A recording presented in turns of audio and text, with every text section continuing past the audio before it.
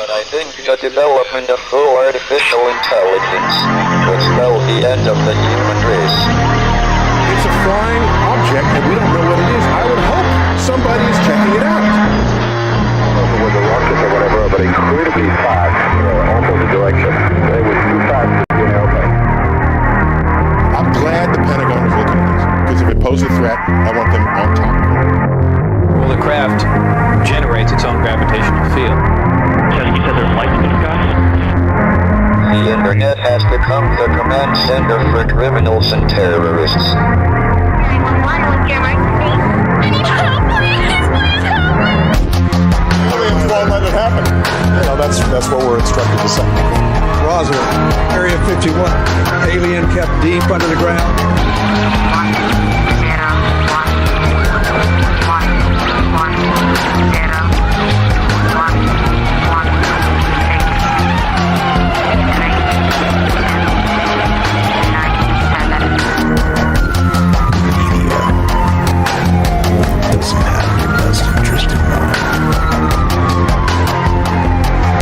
The government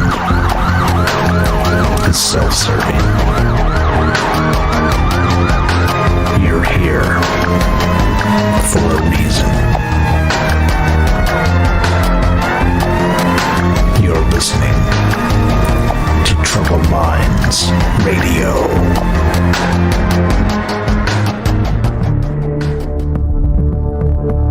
Broadcasting live from a secret bunker just off the extraterrestrial highway. Somewhere in the desert sands outside of Las Vegas. From somewhere in space-time, loosely labeled Generation X on planet Earth.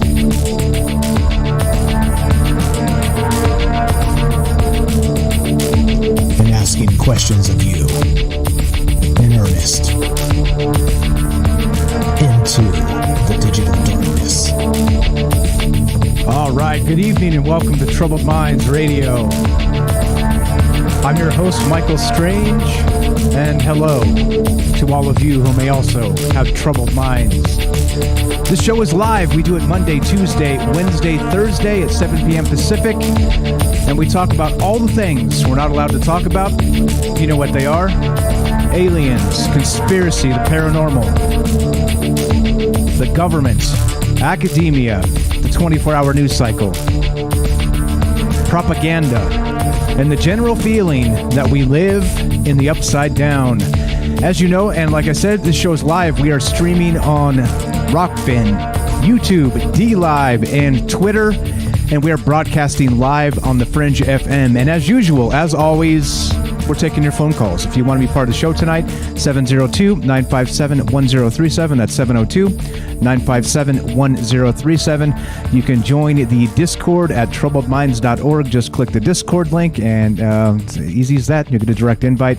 Discord is a chat client. It's a voice client. It's a way you can share photographs and articles and just have a conversation with people, which is what this show is all about. It's about getting together and just having a conversation.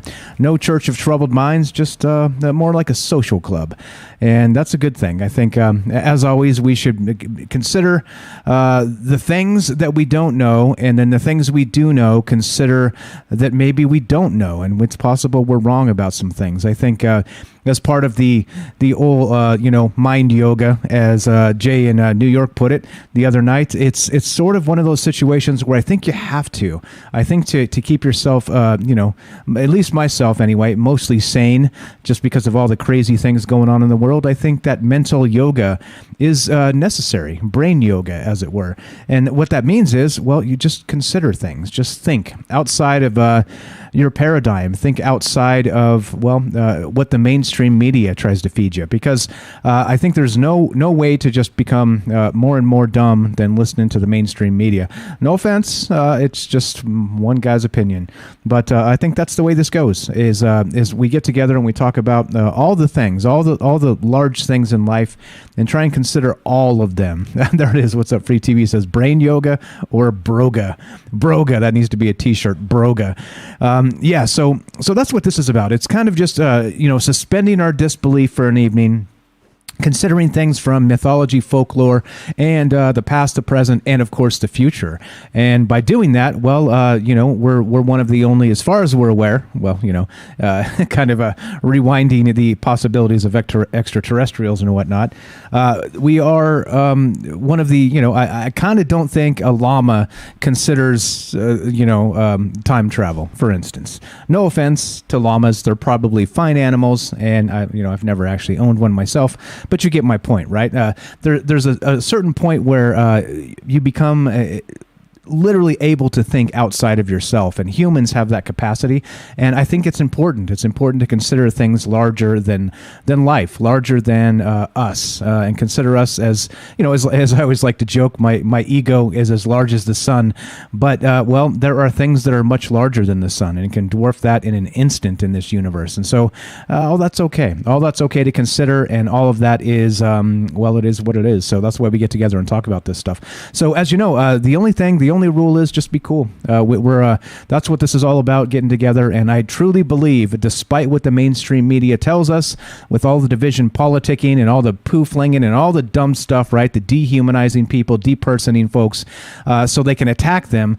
I think the only thing here is, well, just be cool, just be chill, just understand that even though we're certain of our convictions, always consider that we may be wrong. Personally, myself and yourself, and I think that's how conversations happen, that we can have them, we can agree, we can disagree, somewhere in between, and at the end of it, we could still be friends because, well, that's what makes the world go round, doesn't it? Sharing ideas, sharing thoughts, sharing things like this. And so that's what this show's about. That's what the show's always been about. So one more time, if you want to be part of this tonight, 702-957-1037, click the Discord link at troubledminds.org.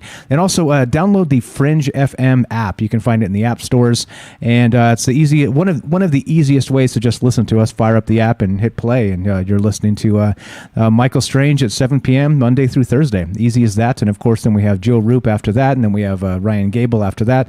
Lots of good stuff on this station, and not to mention Jess Rogie, Alex Exum. We have tons of good people here doing great things. So do that, and also join the Discord at fringe.fm/chat.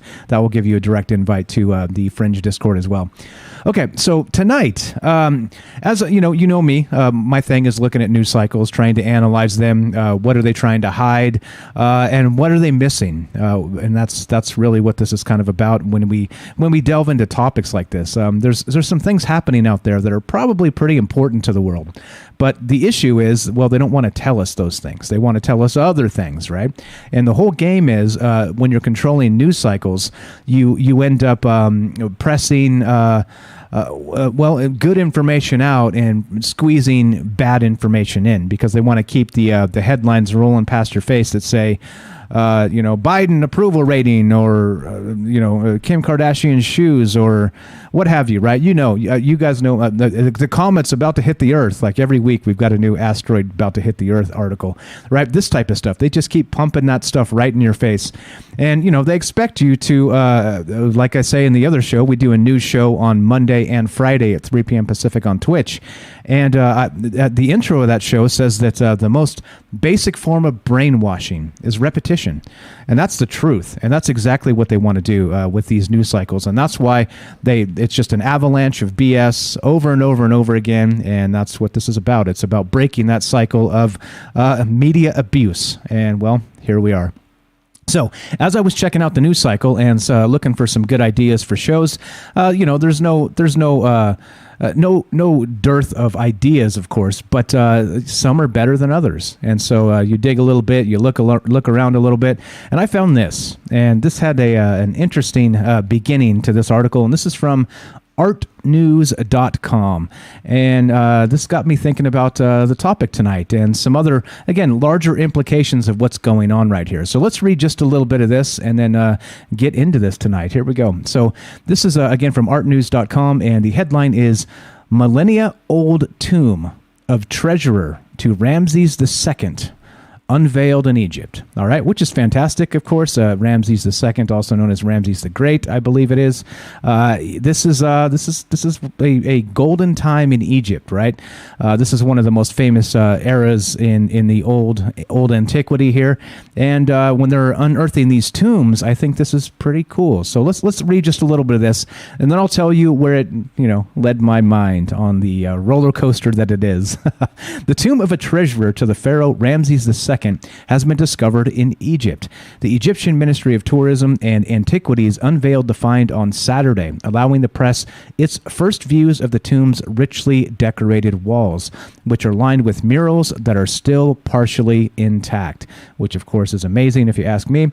Ramses II is believed to have ruled during the 13th century BCE. He was known for being among the most important pharaohs to have presided over Egypt during the New Kingdom period, when the empire was at the height of its power.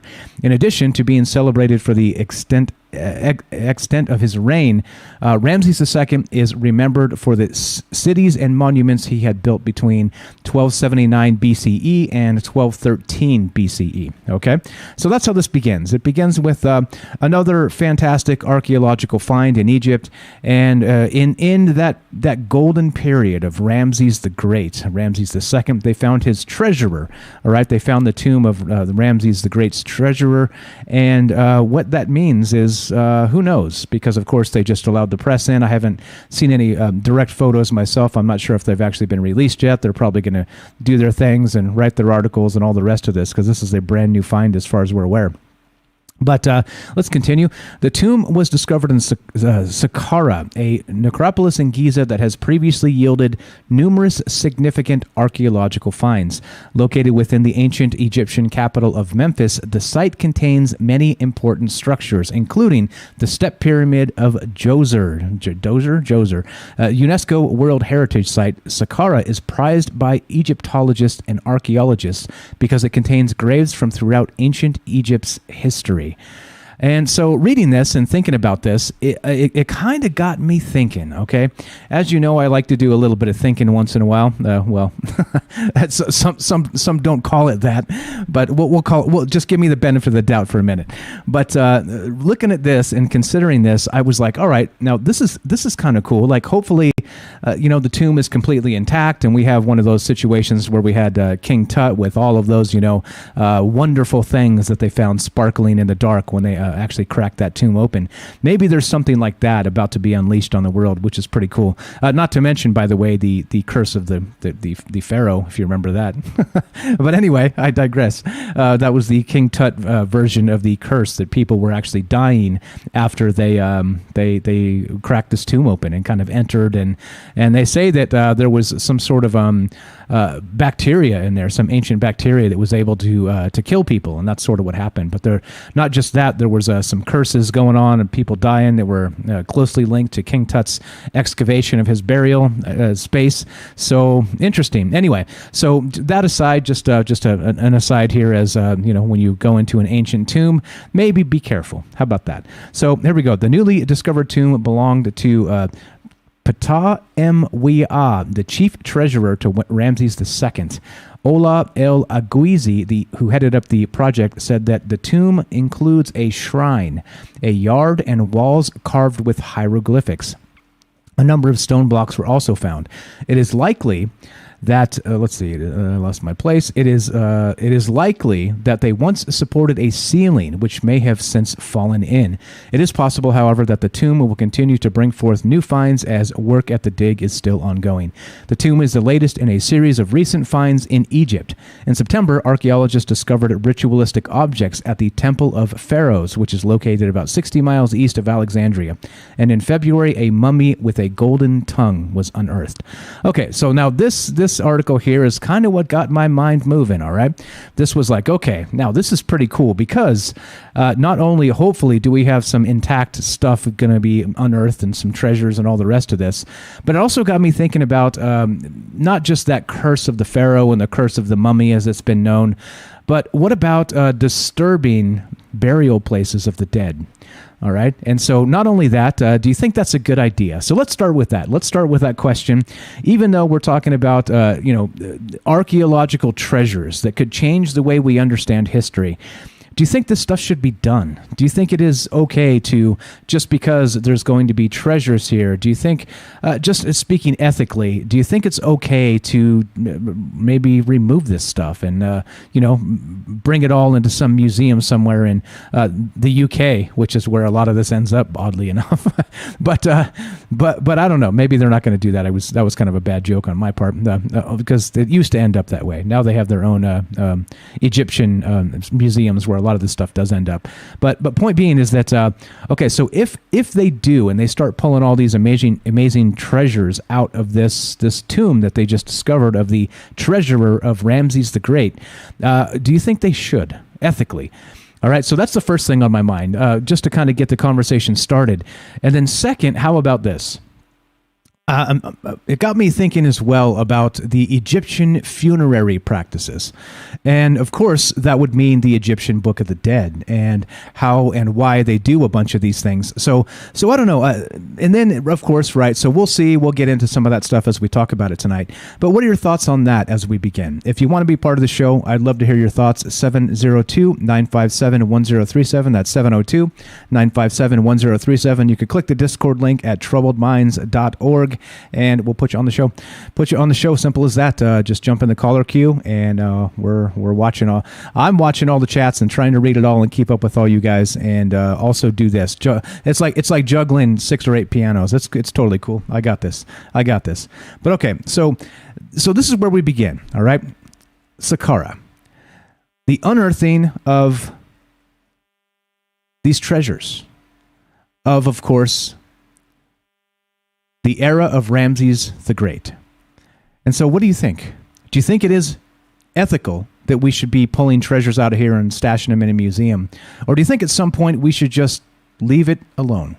Because, of course, there are, right? So a lot of these actual Egyptian burials, as they were, and the funerary rites, the Egyptian Book of the Dead, there were actually spells cast. Okay, not just, we'll get into some of the mummification practices and things like this if you guys want to talk about that tonight, but there were actual rituals. Okay, the Egyptian Book of the Dead consists of dozens and dozens of spells that they included as part of these burials. And of course, well, when you do that, what is the purpose? So that's my second question tonight. If you have these, what are they trying to do? All right, it's clearly some form of reaching immortality, all right? It's some form of preparing the ones that have passed on for an afterlife, okay? But, as we know today, the burial practices here in the United States are widely different, just depends on your sort of your orthodoxy or whatever you want to call it. And some people, they do cremation. Some people, they get buried in the ground in a coffin, right? There's lots of things that happen regarding this in particular. But the thing is, with a lot of this, it starts to make me wonder, right? In terms of when you mummify something and you keep it forever, right? Clearly, the idea was to keep these bodies preserved for as long as possible, for as close to forever as possible. But why? Why? And so you look at some of that, right, and it's maybe that path to immortality, right, that path to wherever this leads, with all of the spells from the Egyptian Book of the Dead and these funerary practices and rites and all the things they do. What was the goal? Was it for actually, like they say, to give them an easier way to pass into the afterworld, the other world, the whatever it happens to be? Was that what this is really for? Or was there some ancient understanding of DNA? And what they were doing with these mummification processes, they were actually trying to preserve the DNA of these individuals, which, of course, we've talked about this in science fiction. We've talked about, maybe putting somebody in like some kind of frozen cryogenic thing where, maybe they're sick and we can't cure them. So you freeze them in the hopes that someday in the future, you're actually able to bring them out of this stasis and cure them of whatever ailment they had, right? So these are some of those science fiction ideas that we kick around now, right, with modern technology. But what about if instead it ends up sort of like this? They were doing some sort of religious rites to not only preserve, let's say, the body itself and the DNA, but let's say they were doing these religious rites to park the spirit, the soul, as it were, as of some individual that they're burying. In this case, we're talking about the treasurer of Ramses the Great, so that at some point they were able to bring back these individuals through some sort of scientific resurrection, and the funerary rites themselves were to park that spirit in sort of a holding pattern. So maybe flesh and energy could reunite once again. And that's what I was thinking about. Is that a possibility? Do you think that's what's going on here? So we'll dig into this a little bit tonight as we talk about this discovery of Ramses II, Ramses the Great, and this classical time in antiquity that was probably the golden age of the old empire in Egypt. And of course, they've been doing these funerary practices, rites as they were, spells casting from the Egyptian Book of the Dead for a very, very long time. And so what do you think is going on with this? Not only are they trying to preserve the body, it seems like through these funerary rites, they're trying to preserve the spirit as well. And like I said, is it possible, somehow, some way, that maybe those things do come together again at some point?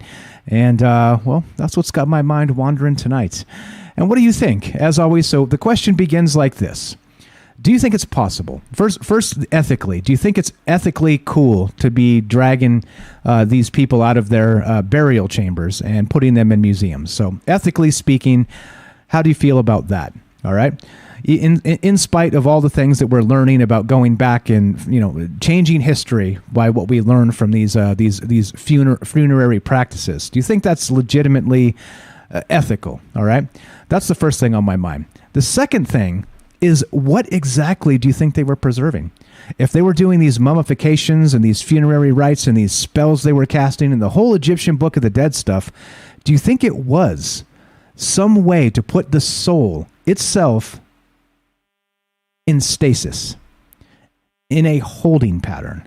So maybe one day, very much like bringing back the woolly mammoth through DNA, maybe you bring back Ramses the Great himself. Maybe you bring back this individual they just found in Saqqara. You tell me. What are your thoughts on this? And that's what's got my mind moving tonight. And there you go. What's up? What's up? Derek's got it right. Oh, just some casual thoughts on a Thursday. Exactly. And so what was it? Now, are they trying to preserve the flesh? Are they trying to preserve the soul? Or are they trying to preserve both? So there's a union, a reunion, as it were, a resurrection, reunion, thousands of years in the future when the technology finally catches up. Or how about this? What about if the spirit, the soul itself, is trapped inside the DNA signature? And there's a way to resurrect that. You tell me. Anyway, those are just, again, some casual, random thoughts on a Thursday from Troubled Minds. Thanks for Derek the Night Stalker for pointing that out. And that's what's on my mind tonight. What do you think? Ethically, is it cool to be dragging these old Egyptians out of their tombs? And what do you think was going on with the Egyptian Book of the Dead? What was the whole idea? What were they trying to preserve? And do you think it wasn't just a step into the underworld, the afterworld, into the next whatever it is? Do you think preserving the body and the soul through DNA and through ritual spells, they were trying to reunite flesh and energy? So those are my thoughts tonight. That's where we begin. And of course, the way this works is I'd love to hear your thoughts. So, as we continue, 702-957-1037. That's 702-957-1037. What do you think? Ethically, should we remove these ancient Egyptian burials from their burial site? And what were they trying to preserve through mummification and these ritual spells? Love to hear your thoughts. This is Troubled Minds. I'm Michael Strange. Don't go anywhere. More after the break.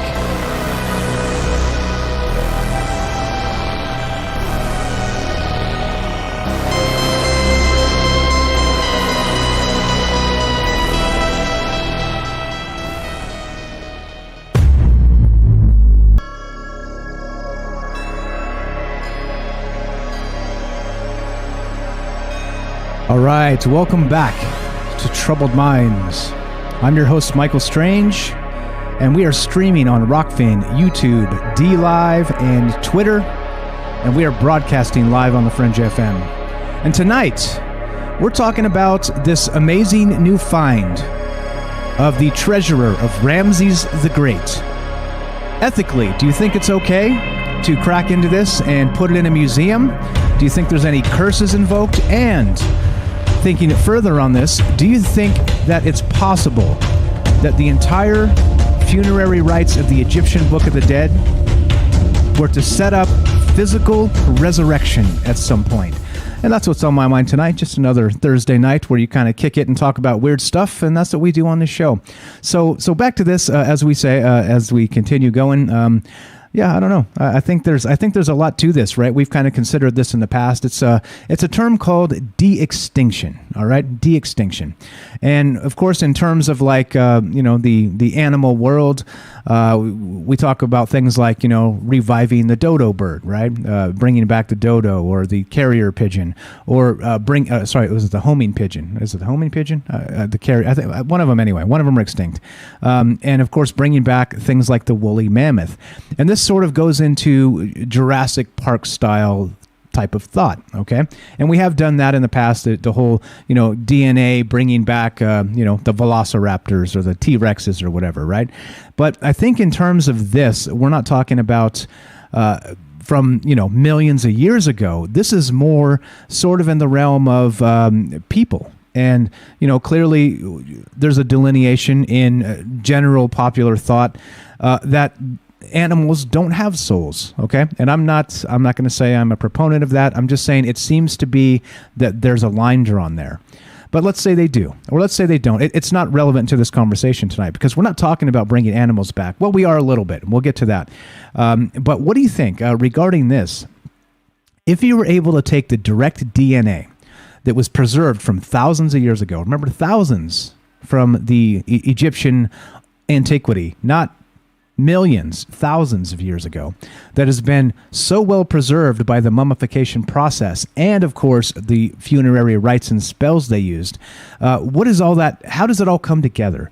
If you were able to take the DNA and, they've done these amazing reconstructions of their faces, and, I'm sure you guys have seen all this stuff on, I think it's Discovery Channel and some other stuff. But what do you think the end goal was? All right, so it was clearly as a lot of just passing into the afterlife, okay? That's what this was about. But why preserve the body in such a way that it lasts for thousands and thousands of years? I think that's the question tonight. Do you think it's possible to take the DNA from an ancient pharaoh, as it were, or in this case, we're going back to the tomb of the treasurer of Ramses II. Of course, given all the funerary rites of a royalty, a very notable person back then at the height of the Egyptian Empire in antiquity. And of course, what are they trying to preserve? Can you pluck that DNA and maybe recreate that individual today? Or if not today, how about soon? Let's say in the next 100 years, the next 500 years.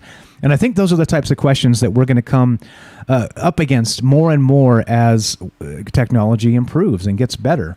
But I just have some thoughts on this regarding what do you think this is for? The Egyptian Book of the Dead, these funerary rites, again, trying to preserve the flesh for as long as they could, removing the organs, and so so the body doesn't rot from the inside out. And, it's been impressive that they still say to this day that we're not exactly sure how the Egyptians themselves were able to contain the mummification process, all right? We still don't know exactly how that went down because we can't do it ourselves with today's technology. So, What do you think here? Do you think there's some sort of something happening with the spells again, putting the soul in a holding pattern? So one day when technology actually is able to resurrect or recreate these people from their exact DNA, that there is a remerging of the soul and the flesh. I don't know. Like I said, just an idea, just a thought. Do you think that's possible? That's what's on my mind tonight. And of course, I'd love to hear your thoughts. If you want to be part of the show, 702-957-1037. That's 702-957-1037. And you can click the Discord link at Troubled Minds and we'll put you on the show. Troubledminds.org is the official website there. Okay, so let's do this. Looks like we got a phone call. Let's go to the phone call. And looks like we have our good friend Joe in Florida. Welcome to the show, my man. How are you tonight? Not too bad. I was offline for a couple of days. I was dealing with some bad food I ate, so I seem to be feeling better. Nice. What a subject for you to pick, you know. Yeah, right? Not only that, you're almost an expert, aren't you? Well, I wouldn't say I'm an expert, but my first thought on the treasurer is maybe they should dig him up and put him in charge of the Federal Reserve right about now. They need some help. So, you know, maybe we can... The guys we got running the show are half dead anyway. Maybe this guy can't do any worse. Yeah, amen to that. You know, one of my big costume things is Stargate and Anubis. And Anubis is basically the god of embalming. You learn that, you know, in class. You know, I just caught like the last 2 minutes, so my thoughts are scattered, but I figured might as well open up now because I don't know how much longer I'm going to last. Gotcha. Again, I've been dealing with some foodborne illness. I ate something bad on Monday, and it's been tagging along since Tuesday. Anyway, right to it. As far as just looking at the Egyptians, if you look at most cultures, we've all had reverence. We've all had funeral rites. One thing in the books that we read about, in, funeral directing books and the literature that we've had to read is, I forget who does the quote, but you could tell the measure of a society by how they respect their dead. So, it's an open-ended question. Should we be messing with tombs? I kind of, from what I've read on King Tut, a lot of bad things happened. When they went into that tomb to take, the remains of King Tut out. So, whether there was a legitimate curse or the indigenous people, the Egyptians, maybe they were helping, believe in that curse so much that it just manifested. Again, we get into all those things. Other examples of that would be the night walkers or whatever in Hawaii that we talked about. Do you create your own self-fulfilling prophecy? Should we take them out? The one person in Rockfin, I agree with Ron. Somebody's going to steal them. You might as well take them out for the history, for the history of the country. And those races, I guess, that Egyptian, Egyptians are still alive. Egypt's still a country, but that particular culture, I would say, is dead. That form of worship, for the most part, of Osiris and Sobek and Anubis, that's pretty much gone by the wayside. So, maybe it's a dead religion. Maybe we're okay taking that out. As far as putting the body in a holding pattern, that's great. And I could, take a couple of looks on that. If you believe that maybe the Egyptians were messing with electricity, and maybe that the pyramids and the obelisks had something to do with power, there could be some truth to that. I don't know. Could you remake somebody? I don't know that they could actually clone somebody from something that's dried and well-preserved, but they did well-preserve things, and it was in the desert. So, it wasn't that hard. What I would believe they might be able to do now is reprogram something. I mean, you can start messing with people's DNA. So what happens if they're at least able to get a map of it? They're not going to find anything living. They're not going to find living tissue unless they found it on their ice, which isn't going to happen. So maybe we can leave the cloning to somebody they dig out of the permafrost in Siberia. That might be the case. But out of Egypt to make, some kind of pharaoh, an exact clone, I'm not so sure. But maybe manipulate some DNA, whether it's a play on words. I don't know. I don't know. Or maybe they just did it to put on a big show to maintain power. I was reading something yesterday. It's kind of funny that you put it up. And it was basically, it's about God, and it was the Priest of Malik, and I'm trying to see what, King Nimrod. So I believe this is all Babylonian. And basically, to maintain power, he married his mother, and they had a kid, and that's when you get the Holy Trinity. And you see those traditions passed down into Egyptian, into Catholicism, into a lot of religions. So maybe it was done just to maintain power. It was a big show. Could be. All right. So interesting thought too you had there. You said that it's mostly a dead culture now. So do you think then, speaking in terms of the funerary rites and maybe the spells that they did so many thousands of years ago with this, do you think that because it is a dead culture, maybe the magic has perished from the earth? Or do you think that that would persist? It's funny because I looked up, this is going to make me sound really strange. I just recently looked up to see if there was like a cult of Anubis. And something showed up, like in Seattle. But I think the guy was like an eye doctor. It was like a gimmick. But I think the magic is belief. And belief is our own perspective. It's our own reality. The reason why I say that is, when you saw that costume I made of the dead alien astronaut, but before that, I've got a really good head of Anubis, and I did it as a gag just to see if I could do this costume, and it was the head of Anubis, and I wear it. It actually sits at the foot of the bed in my room. But then I start to wonder that I've had so much death around me that either I called it, I don't think I did. I actually don't think I called it. I think that I'm right where I'm supposed to be. And I have this belief when I walk into work that I'm not a judger as a funeral director. I might judge, but I keep those things to myself. I don't refuse a funeral.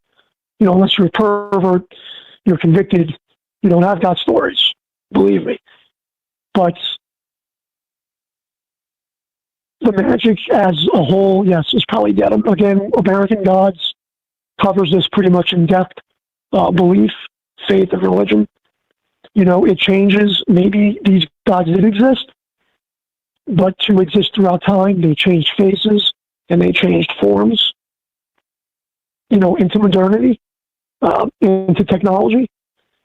So is it dead?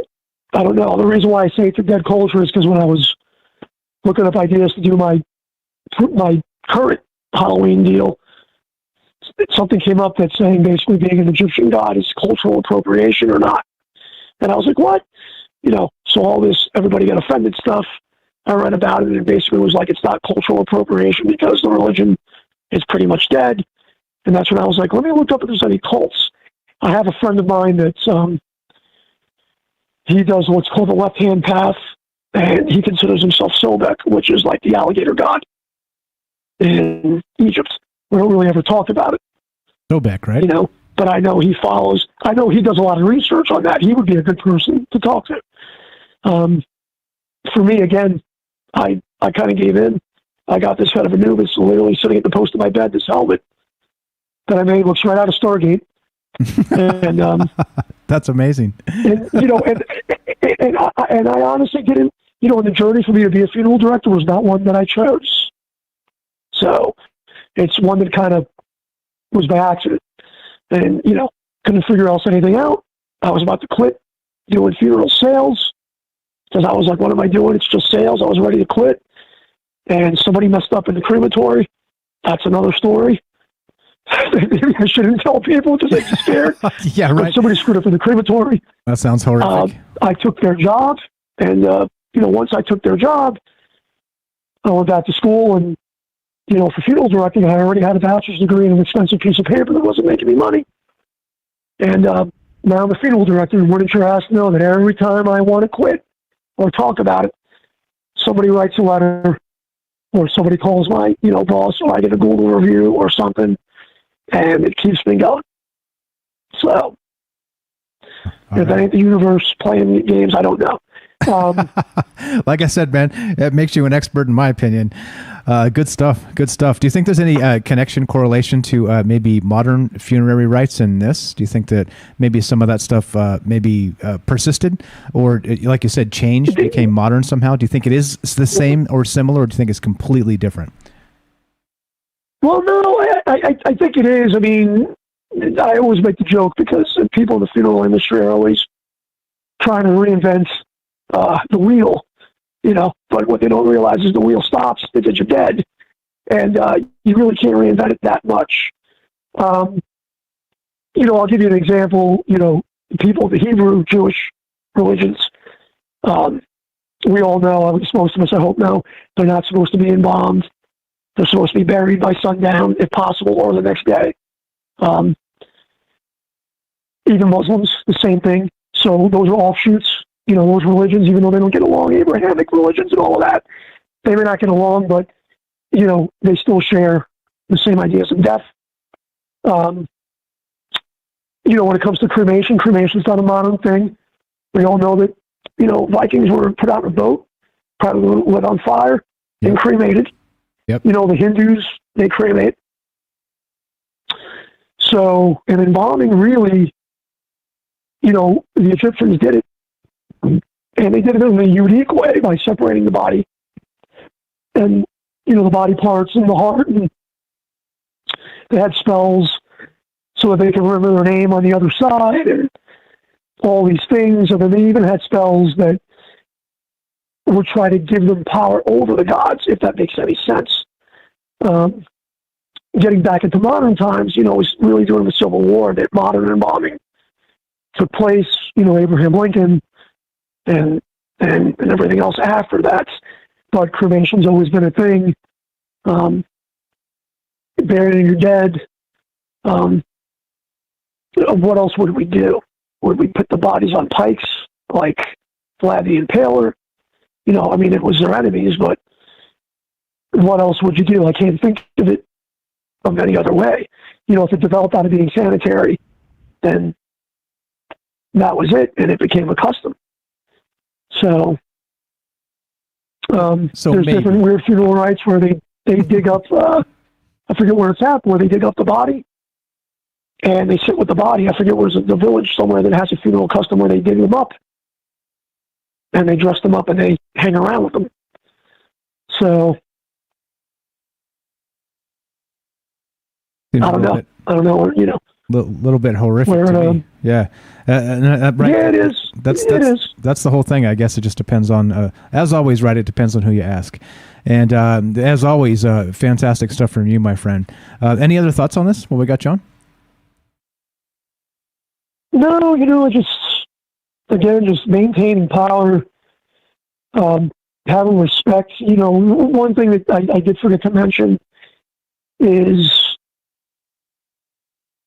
if they could, in theory, I think it's a theory that they could supposedly trace back the blood lineage of Christ. You hear about that in those, I forget the novels, but the Merovingian or whatever it is, bloodline, you wonder if maybe there is an Egyptian bloodline for the kings, for Ramses and all the kings before then. So, as far as separating the body, maybe they had the idea of cloning. Maybe they did. Maybe they really did have those ideas. Why wouldn't they? Why wouldn't why would they not? I mean, if they were building those things, the pyramids and all those things, why would they not have those ideas? Whether it was their own, or you could say aliens did it, who the heck knows, but somebody came up with it. I'd like to believe we did it on our own, I'll be honest with you. So, perfect. I'll leave you on that. Great stuff. Great stuff. You're the best. Joe in Florida, I appreciate the call. We'll talk to you soon. I hope you feel better. Have a good feel night. better soon. We'll talk to you soon. Have a great one, bro.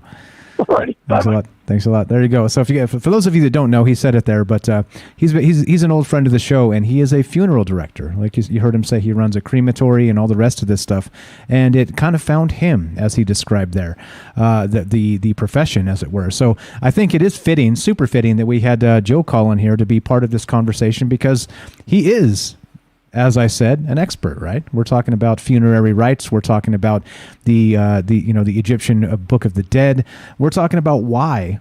Why do you think they went to such great lengths to preserve the body of their royalty, right? Physically. Remember, they removed all the organs. They wrapped them up with all the crazy stuff they put in there to keep them from rotting for thousands of years, for as long as it took. But the question is, for as long as it took to do what? Right? That's what's on my mind tonight. And Joe brought up a good point there, actually. So if we're talking about maybe royal bloodlines, and you're able to preserve the DNA of, let's say, Ramses the Great, for instance, that means at some point you can resurrect that royal bloodline. You understand what I'm saying here? So I don't know. That's the question I had. That I have on my mind tonight as part of this, and how we, you know how we do this. We kind of go through open-ended. We could take this anywhere you want. We could talk about reincarnation. We could talk about funerary rites. We can talk about the ancient Egyptians. We can talk about Ramses the Great. You know how this is. It goes wherever you want it to go. So if you want to be part of the show, you know the drill. 702-957-1037. That's 702-957-1037. Troubledminds.org. Click the Discord link. And so that's my postulation here is this. There's a couple different things going on when you have funerary rites and the Egyptian Book of the Dead and the whole mummification process. Like I said, one is clearly to preserve the flesh for as long as possible. To what end, I ask? And are these funerary rites some way to place the soul in a holding pattern? The spells, the ritual, all the rest of this. So maybe someday they can resurrect the flesh and reunite the spirit and the flesh of ancient royal blood. You tell me.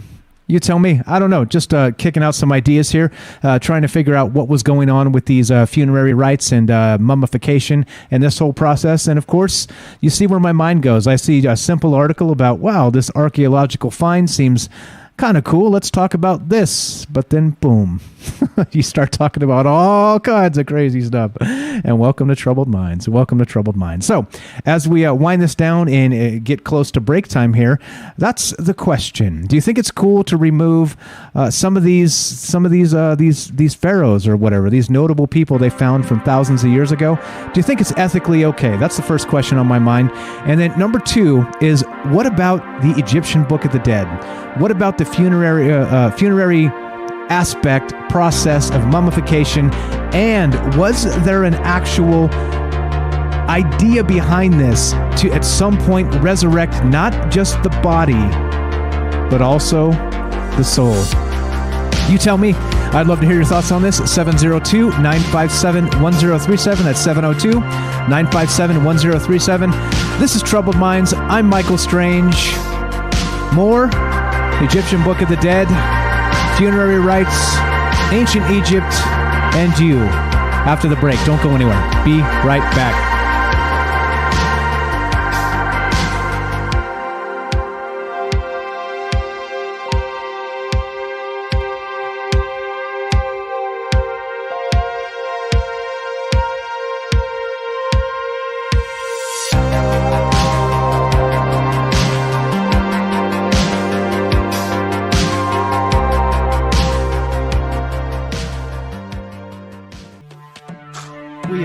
Talking about the alien abduction phenomenon The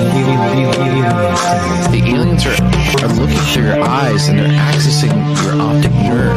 I'm doing fantastic. And through that optic nerve, they're transferring to your brain. People are random images as they traverse neurons in the brain. All right, so maybe, and they also feel them planting or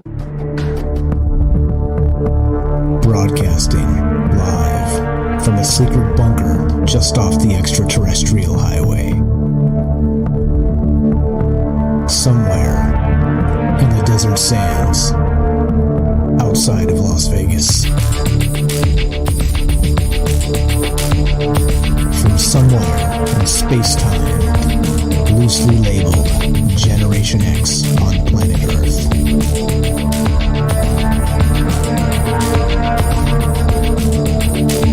And asking questions of you in earnest into the digital darkness. all right, good evening and welcome to Troubled Minds Radio. I'm your host, Michael Strange, and hello to all of you who may also have troubled minds.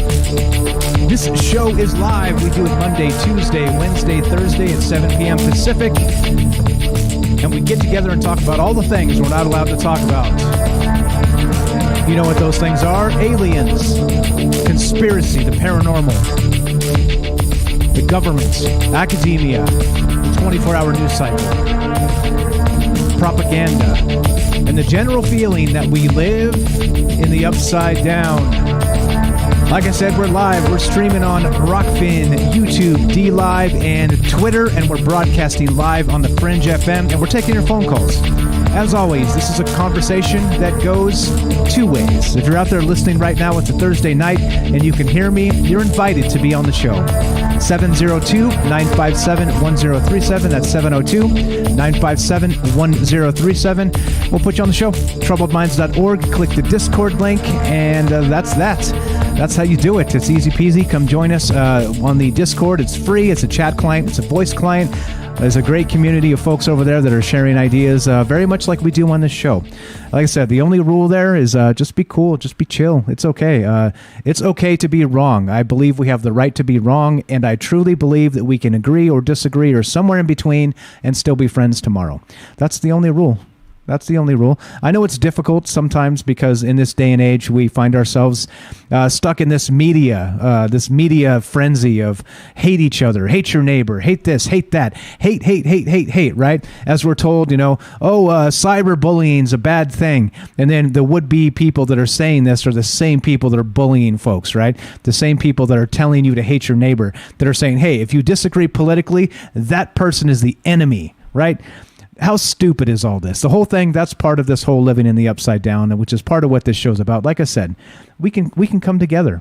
We can be okay, even if we agree or disagree. There's usually, because we're humans, right? We share that human experience. There's going to be more that we have in common than what we don't, because that's just standard. That's normal. But the powers that be, the media, the governments, all that stuff, they don't want us to know these things. It's like the biggest kept secret, right? It really is. And that's what's going on with this. And that's why we do this and do this in the format, the open format we always do, to get great calls. And we have amazing calls. I swear, Troubled Minds, the folks that out there listen, the smartest audience in radio, period. And you'll see why. Hang tight. Go back and listen to some old shows. We get some amazing phone calls. So there we go. So what we're talking about tonight, as we do all that, again, also join the fringe.fm/chat. That will give you a direct invite to the Fringe FM Discord as well. That's free. And please do it. You can also download the Fringe FM app from the App Store, both Apple and Android. It's available everywhere, and it's the easiest way to listen to Troubled Minds. Just press play. Download the app, press play at 7 p.m., and you'll get it.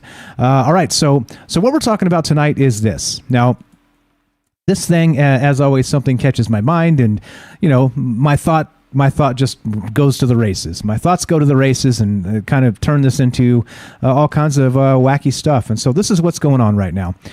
Is this from artnews.com, a millennia-old tomb of treasurer to Ramses II unveiled in Egypt. And of course, that's Ramses II is Ramses the Great. We're talking about a classical time in Egyptian antiquity and probably the pinnacle of the old kingdom, as it's called. And so the question on my mind tonight is regarding this.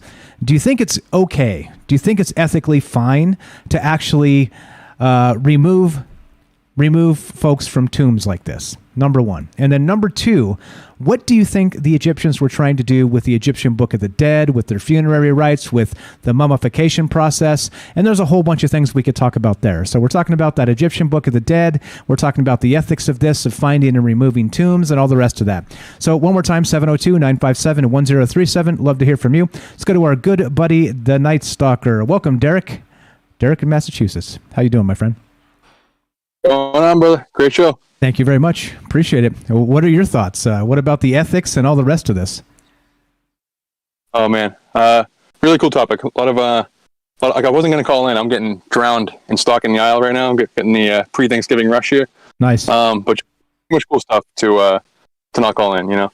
And shout out to James for being the man and letting me hop over him in the call queue. Big ups, James. Yeah.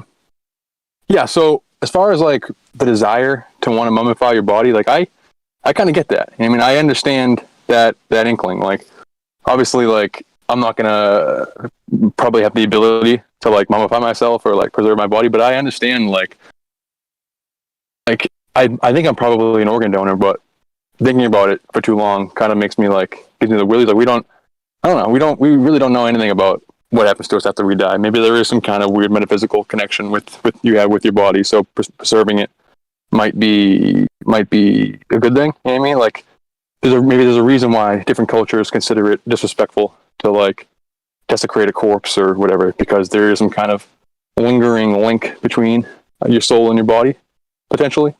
So like if I was super rich and I like these Egyptian pharaohs and stuff must have been living the absolute dream. Like I feel like, especially way back in the day, like if you were a super elite, you probably just had it made even more than you do today. If you're super elite, like it must have just been the best. So I can imagine like wanting to preserve that. Obviously, I can see like creating this room full of all your cool stuff and your pets and all that kind of stuff. Like I get the appeal, but like with that being said, maybe like potentially, what if like the only mummies we find are the ones that like didn't actually get like their soul back, didn't actually like reincarnate? Like potentially, with the thing about that's kind of weird about Egypt is that it seems like at the beginning of like recorded Egyptian history, they're like the most perfect society. They're at their peak at the beginning of their society, as far as like historical records would tell you.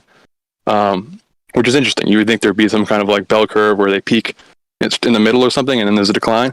But it's almost as if they start perfect, and then everything else is like a cheap imitation. Like the older pyramids are the better ones, and the newer ones are like trying to imitate the older ones. So what if like there was a more advanced funerary practice in like Kemet or in like this proto-Egypt, whatever that term was that Kelly used a few weeks ago? I forget it. But what if like they had a stronger grasp on like life after death, and they're able to like reincarnate or like hop back into their body or stay alive for longer or whatever with some kind of more advanced like mummification practice or some kind of more advanced like ceremony or something. And then later pharaohs or later Egyptians are trying to like remember how to do it, and they're doing this, and it's almost like a cheap imitation. They're just trying to imitate what they think the older pharaohs were doing in order to like gain immortal life, or you know what I mean? Like yeah, sort of emulate the ancient magic that maybe they couldn't or don't even they didn't understand at some point. Maybe it's just beyond them, that deep magic from the dawn of time. Yeah, exactly. But also like I think we got into this when we were talking about that company that's like saving DNA for the rich people or whatever.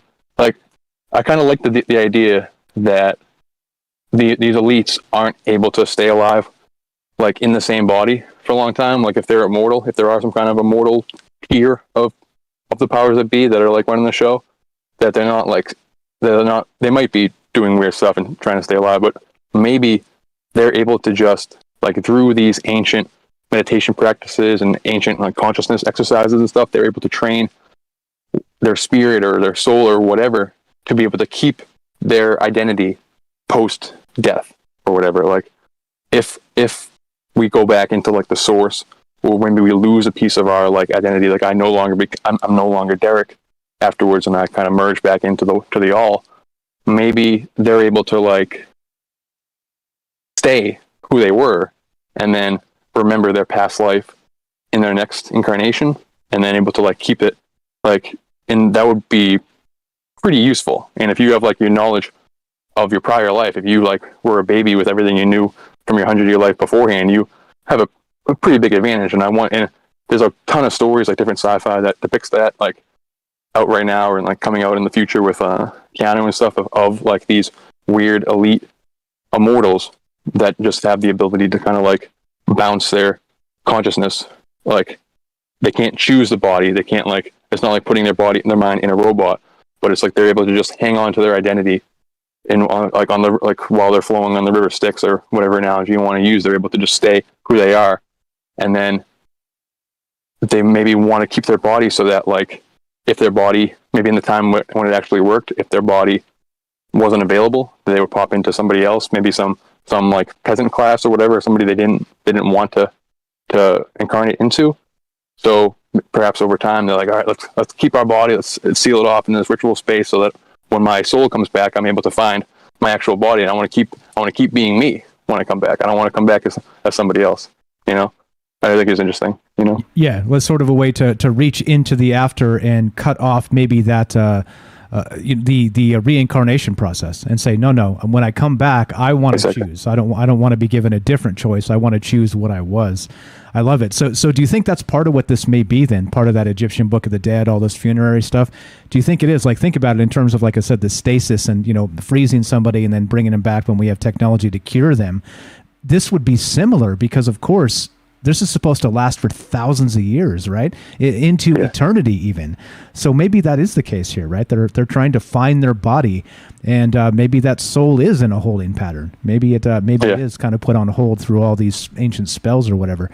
I don't know, man. Crazy stuff here. Go ahead. It makes me think it makes me think that maybe the mummies we're finding are the ones that weren't able to like pop back into their body, and so Ramses, it wasn't successful. Like they're too late in the process, so they didn't do it right, or something like messed it up or whatever. They just got lost in the afterlife and they couldn't get back. So we're only finding those, and the ones that we open up and they're empty, maybe they're not being raided by pillagers. Maybe they're actually just like the person woke up and walked out. They dug their way out. I mean, there is another very famous religious story of a person hopping back into their body and leaving their tomb. Like that comes up in other mythologies. If you catch my drift, like that's very biblical. So potentially, like, I don't know, some of these elites, some of these ascended masters have more control over their mind. Like even today, like Neem Karoli Baba and like the Maharishi and people who are into like Bhakti Yoga and like the gurus over in India and stuff right now. The way they describe a lot of them dying, it's more so that they're just kind of getting their mortal coil. If they have more control from a lifetime of meditation and deep meditation, they have much more control over where their soul goes or what happens to their body and stuff. So whenever they want to die, they essentially just leave the body, So I wonder if there's like another side to that where you can go back in, and I wonder if the elites have been doing that for a really long time. Like, I really didn't think about this until your previous show, like at this point, probably like 2 months ago. But when we were talking about potentially them building clones or whatever, like the elites trying to build clones, like what if like they're able to do that still? And like there's all kind of pictures of Taylor Swift and different celebrities that like look so much like older versions. Like they look, celebrities of today have some kind of weird lookalikes from like old timey pictures. So the idea being like maybe like some kind of reincarnation process. But what if like the elites have this ability or practice this ability, cultivated this mental capacity to keep their identity post death, and then but it's more of a crapshoot who they land into. Like, they can't, this is like where we went the last time. Like, they can't, the elites end up in these like ugly, weird Prince Philip bodies and stuff because they don't have the luxury of choosing their vessel.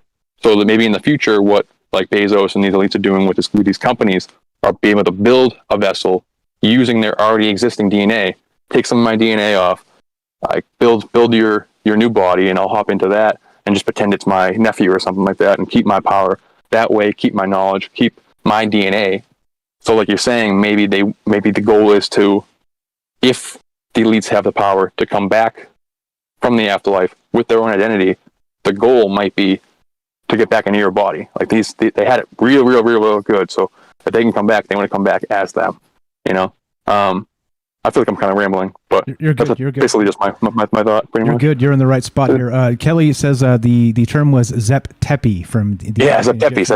Thank you, Kelly. Thank you, Kelly. Another real quick thought before you take off here. Robert says maybe Juice thought Elon Musk, Mark Zuckerberg, and Jeff Bezos are reincarnated pharaohs. Oh, it's possible. It's possible.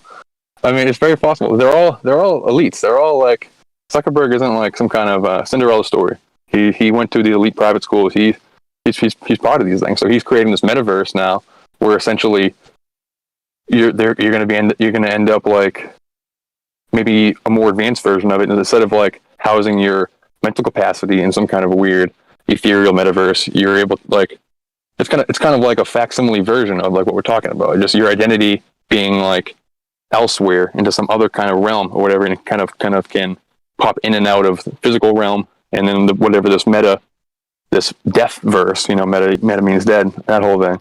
Right. Like, I don't know. It's interesting.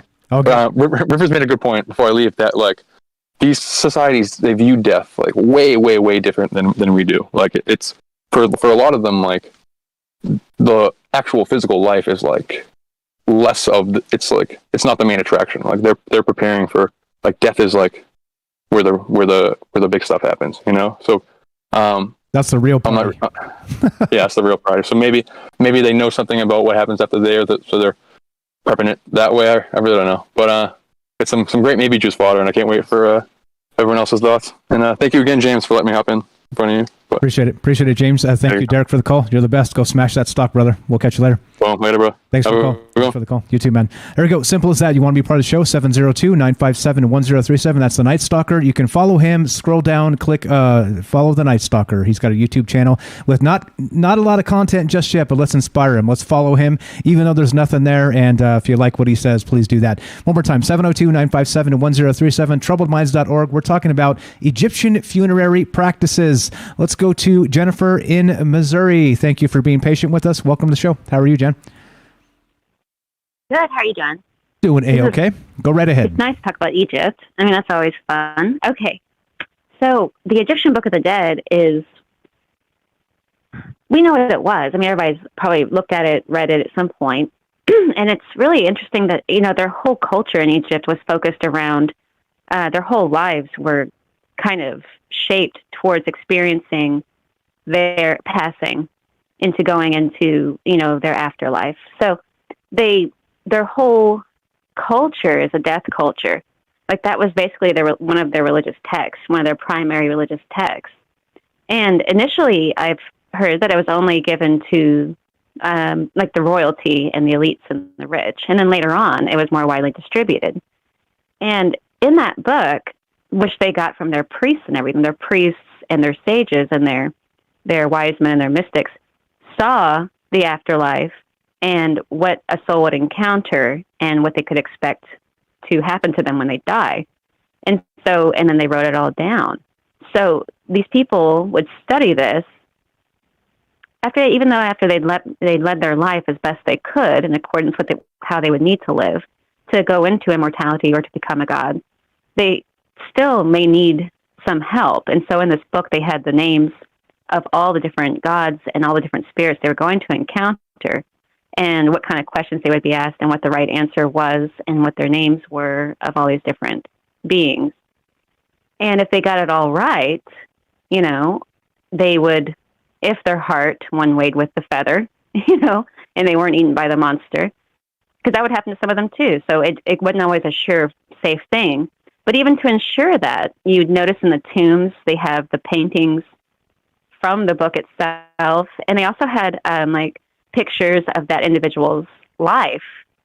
And then also to, of course, their bodies well preserved so that they could see themselves, remember who they were, and then were more likely to make it through the tribulations of the afterlife, which were supposed to be really difficult to navigate, if not impossible for most people if they did not know.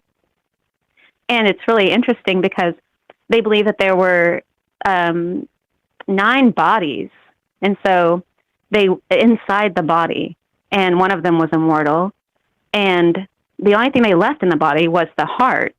If I remember, I think it was just the heart and nothing else. They'd pull out the brain and all the other organs, but those were kept in jars with the body so that the soul would find all those bits and pieces of themselves, because those were parts of their body, of their entire self, which was made of these 9 cells, and then could hopefully make it through all of the different trials, basically. And the magic spells that were done over the mummified bodies, and there were 3 different classifications of how these people were buried. So even the peasantry, I mean, people have heard that not even the poor people didn't get mummified, but there were some pharaohs who were nice enough to allow even poor people to mummify their dead. And it wasn't as elaborate. They might not have had the hired mourners, because they would even do that. It was a very big to-do. So they would even have women who would go out in the streets wailing and mourning to encourage everyone else to really grieve wholeheartedly and show how upset they were about the passing. And then they'd take the bodies into their tombs, and in the case of the pyramids, with all of their things. But even in the tombs, I mean, all of their belongings, everything went in, and they'd seal it up, and they would think that now they would, they did some kind of ritual where they would touch different points of the body to kind of wake up the soul, and so that they could speak and move and talk. So there even might have been this idea that the mummy itself would get up and walk around in the pyramids and make its journey through the afterlife, hopefully becoming a god in the end of it all. And then all the people would come to the bottom of the pyramids and everything and worship the new god that was the pharaoh, who's now become a god, assuming that he made it through the afterlife just fine. And I think it's neat that they would have all the little pinpoint, on the wall, pictures of their life and everything to help remind the soul. This is how serious they were with this. And it's just, in the field of reeds, the aspect of their afterlife, there was like 3 or 4 different types of afterlife. There was the field of reeds or rushes, and then the lake of lily, or the lily of lake, whatever it was. And it was supposed to be like this, basically like the exact life they had here, but better, basically forever. And I think just the fact that they were so serious with this, and how we aren't as serious, but they had a whole empire just dedicated to this idea that this was just a small phase of eternity. Exactly. Fantastic stuff. We're out of time. Do you want to hang around after the break? It's up to you. Oh, no, that's okay. That's okay. All right. I'm sure there'll be some more stuff. It'll be awesome tonight. This was a great show. Thank you. Thank you, Mike. Fantastic call. Appreciate it, Jennifer. If you guys want to follow Jennifer, please scroll down and follow her channel. She's got a YouTube channel just starting up over there. Fantastic stuff. Thank you for the phone call. We're talking about the Egyptians, their funerary rites, and what's going on with this, the Egyptian Book of the Dead. Don't go anywhere. More Troubled Minds after the break.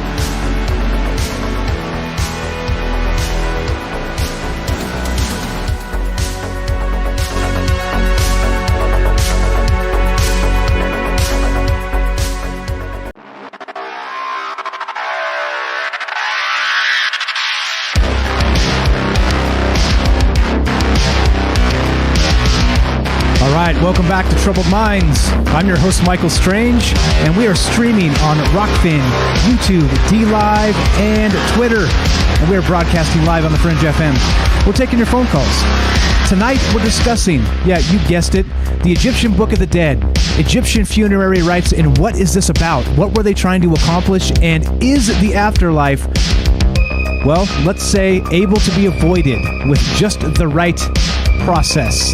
And that's what's on my mind tonight, because why the hell not? If you want to be part of the show, 702-957-1037. That's 702-957-1037. You can join the Discord at troubledminds.org. All right, let's go.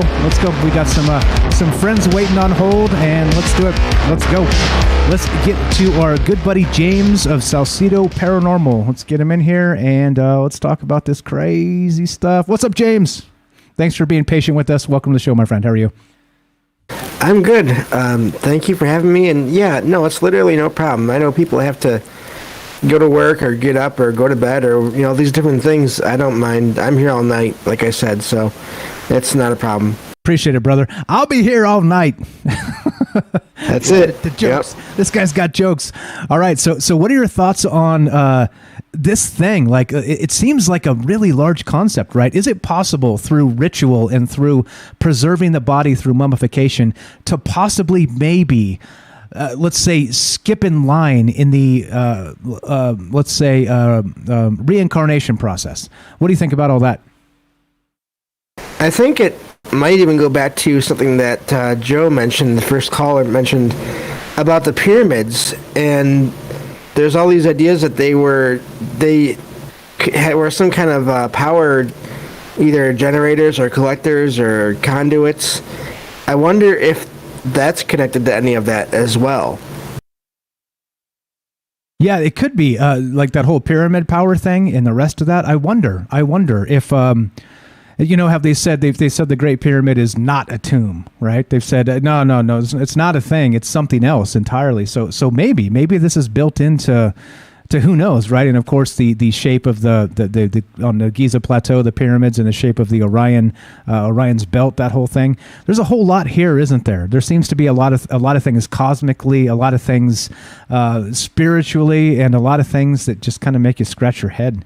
I dig it. I dig the idea. So I don't know, what else you got, my friend? Well, part of the reason I say that is if you think of all the different, I know there are different shafts in the pyramid that point up to angles and degrees where it'd be pretty hard to walk up them or go up them. They're like, and I don't have the details, but they're not made for walking. They're made more for light to come in. I wonder if that's also, it's not just for light, it's for possibly spirits to come in and out of these pyramids. Maybe there's something to do with that. Maybe, maybe the ones, also the idea of finding tombs that are empty, maybe the people that were in them were eventually brought to these pyramids, and that's why they're not in their tombs, and then they were brought back to life using the pyramid somehow. Yeah, I love it. I love that idea. So the ramps that go down into the pyramids weren't for walking. These ramps aren't made for walking, but that's just what they'll do, right? And so instead, they're allowed to come out, maybe these souls, maybe these spirits, maybe the travel goes back and forth. Maybe this is part of that entire ritual, dude. You might be onto something here. You might be onto something. I love it. I love it. So how does this continue as I don't know. You got amazing stuff here. Apparently, I didn't know this, but James is super into the pyramids. I'm impressed, my friend. I've always been interested in I said this in chat, in ancient peoples and what they thought about what happens after death and just what's out there. I don't talk about it a lot because I really don't know a lot about it, but it's still something I like to look into. But just I do think that's possible that maybe over time those practices did kind of fade away. Maybe that's why supposedly I remember hearing that there was supposed to be these capstones on top of the pyramids that were supposed to be a part of the process. Maybe I think they were gold or something like that. I'm not sure. But maybe they were part of the process, and maybe once the kind of that culture started to switch their ideas and move away from that, they intentionally took those capstones and maybe other parts of the pyramids and changed them or took them away, and so that practice stopped over time. So stripping down the pyramid, I think it was it limestone? I think it was supposed to be limestone on the outside. And I'm with you. I know there was some sort of cap on top that was supposed to collect the gleaming sun and show for hundreds of miles around type of thing. I wonder if stripping down the pyramid, like you're suggesting, actually removed the process, removed the spells, as it were, and maybe that's what led to, as Derek suggested, maybe the tombs we find are the ones that haven't got up and walked away and turned into Zuckerberg, Bezos, and Elon Musk. Oh boy. Yeah, and if you think of, I mean, I know I've heard, if you look hard enough, you can find stories of people in modern days that go into the pyramids, and sometimes they'll have like out of body experiences, or they'll have like visions of different times, of older times, so maybe there is still some residual energy there that some people can pick up on today. Yeah, which is good. And again, it's still one of those spots, right? It's still, I wouldn't say contested, but it's in one of those areas of the world, right, where things aren't always so stable, let's say. And so I wonder if there is sort of maybe a fight over those ancient powers, as it were, right? That maybe there is something to that, and there's a reason for preserving those areas and keeping them well protected, because who knows, right? Like maybe somebody's using these Great Pyramids or whatever, the Great Pyramid and the others, for some sort of ritual on, I don't know, Midsummer Night's Eve or something. You know what I mean? Wacky stuff to think in terms of that, huh? Yeah, and it makes me wonder about all the other pyramids around the world, if they were used for similar things. Yeah, I dig it. And once again, too, it seems like even in the Mexican culture, right, South America and the rest of this stuff, we have Central America mostly, but we have these same pyramids, similar anyway, the Incas, the Aztecs, things like this, but those cultures, very similarly, they weren't used as tombs. Right? It seems to be few and far between that these pyramid structures were actually used as what they describe to us as, these tombs, but they're not. They don't seem to be at all. So I dig it, man. Some sort of ritual, something happening here. That's good stuff. Amazing as always, my friend. What else you got for us? No, that's it. But I'm definitely not the only one suggesting these things. I'm pretty sure I've heard, maybe not all of it, but bits and pieces of what I've just said in different podcasts and in different audiobooks. And, so if you look into the stuff, you can find, a lot of it is considered to be just not true. It's the usual thing where people don't want to consider possibilities. And so you may have to dig, but I don't think you have to dig that hard into all this to find some interesting ideas and stories at the very least. So that's all I have to say about that. Right on, 100%. Everybody follow James here. He's got a podcast called Salcedo Paranormal. Scroll down both on Rockfin and on YouTube. His link is right there. He streams 3 times a week at 5 p.m. Pacific time. And join the Discord. I'll actually link his Discord in the chat as well. Thank you so much, James, for being patient with us tonight. Thanks for all the great ideas. We'll talk to you soon, my friend. Yep, thank you. Have a good night. Thanks, Ben. You too. All right, let's keep on trucking. So tonight we're talking about, of course, the Egyptian funerary rites. We're talking about the Egyptian Book of the Dead. We're talking in terms of, do you think it's possible somehow, and what they were actually after, is some way to maybe skip in line in the reincarnation process? Meaning that if they were able to put the soul somehow in a holding pattern through the Book of the Dead, incantations and ritual spells, whatever else, and then preserving their body for thousands and thousands of years into perpetuity, that maybe one day they were able to bring both back, and the soul and the flesh were able to meet again and bring the pharaoh's bloodline into the world. You tell me. That's what's on my mind tonight. And of course, it's spawned by this simple article where they just found this millennia-old tomb of treasurer to Ramses II. And it seems innocuous, except Ramses II was known as Ramses the Great. And this is actually the pinnacle. This is probably, in antiquity, the Old Kingdom, they call it. This was probably the golden age of Egypt. So this is, well, I don't know, maybe. As you know, we like to drink the maybe juice and consider all these things as we talk about this stuff. And here we are doing it again. All right, so we got a phone call. I see you, Austin, there. Hang tight. We're going to go to the phone call that squeaked in just ahead of you, and then we'll go to you. So Austin coming up. Phone. Let's go to the phone right now. Who is this? So welcome to the show. What's your first name? Where are you calling from? Joseph, right? Yeah, Joseph. Hey. What's up, Joseph? How are you, my friend? Welcome to the show. What's on your mind tonight? So what was can you read the thing? It's about the Egyptians saving their souls and like basically like getting a cheat code or exactly. I think what I think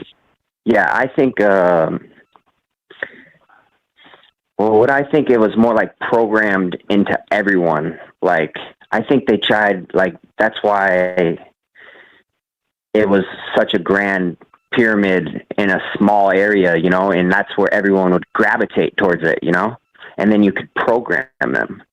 And that makes sense because today, I mean, we had a lot of freedom, and now today we have what's going on, you know, like it's programming.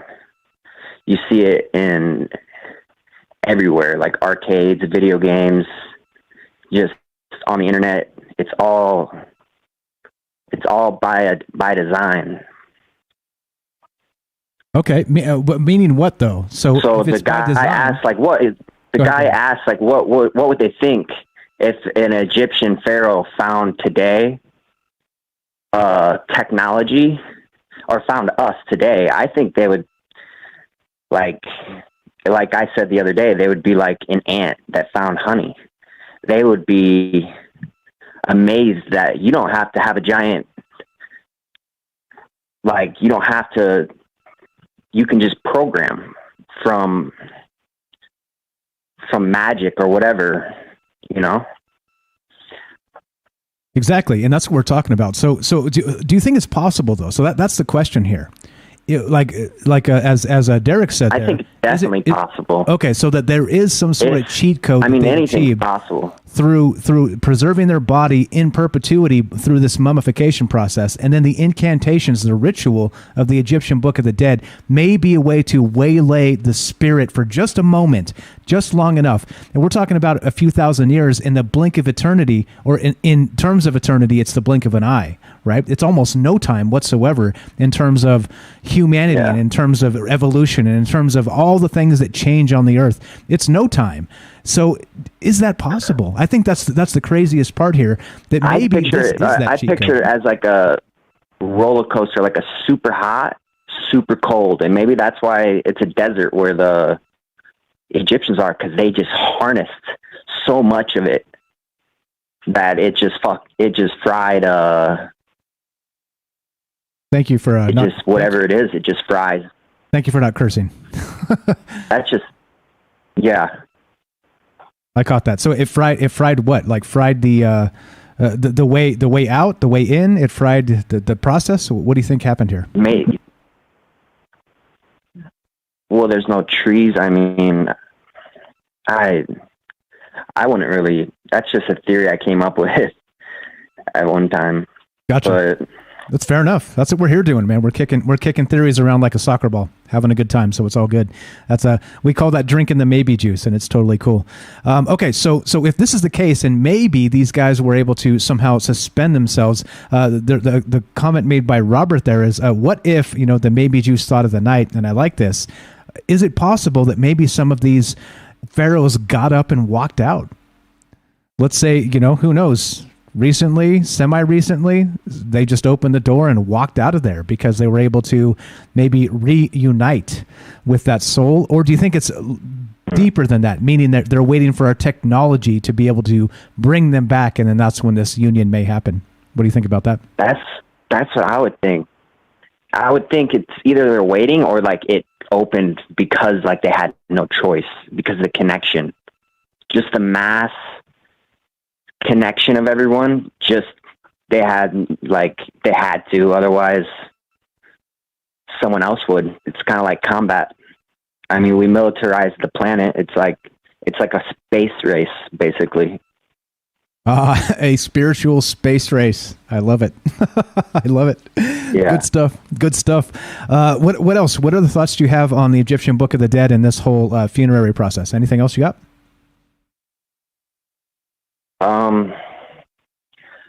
I mean,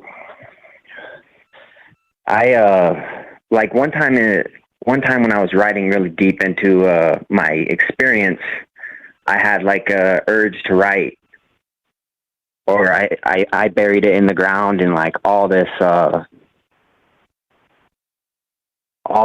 and I was thinking maybe the channeling through artists, the channeling of the purity, maybe that is like the product of like that we all like, not a pharaoh, but I don't know. It would have to be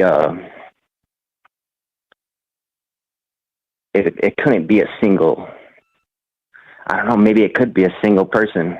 I don't know. Right on, and it's okay. It's okay to not know. That's what we're here doing, man. It's cool. It's so good. I appreciate you calling in tonight. Thank you so much for the call last night.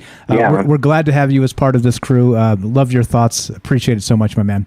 This is Joseph in Iowa. Thank you so much for the call. Yep. Peace. Thanks a lot, brother. Have a great night. There you go. All right, simple as that. If you want to be part of the show, fantastic thoughts. All great calls. Like I said, it's a high bar here because we have a fantastic call after fantastic call, and it's what makes this show. Like I said, you guys are always bailing me out night after night. I appreciate it so much. If you want to be part of the show, 702-957-1037, troubledminds.org. Click the Discord link. Phone number is there as well. Let's keep on trucking. We're talking about, of course, the Egyptian funerary process. Do you think it is that cheat code? That's a good way to put it, Joseph. Thank you. Of being able to skip that reincarnation process and maybe reunite the soul with the same body thousands of years in the future. Appreciate all the input tonight, guys, all the theories. Let's go to our good friend, Austin. What's up, Short, quick, Austin? Welcome to the show. How are you, my man? Better than most, worse than some. How about yourself? Right on. Doing very well. Thank you so much. I heard... Go ahead. I heard what we were talking about.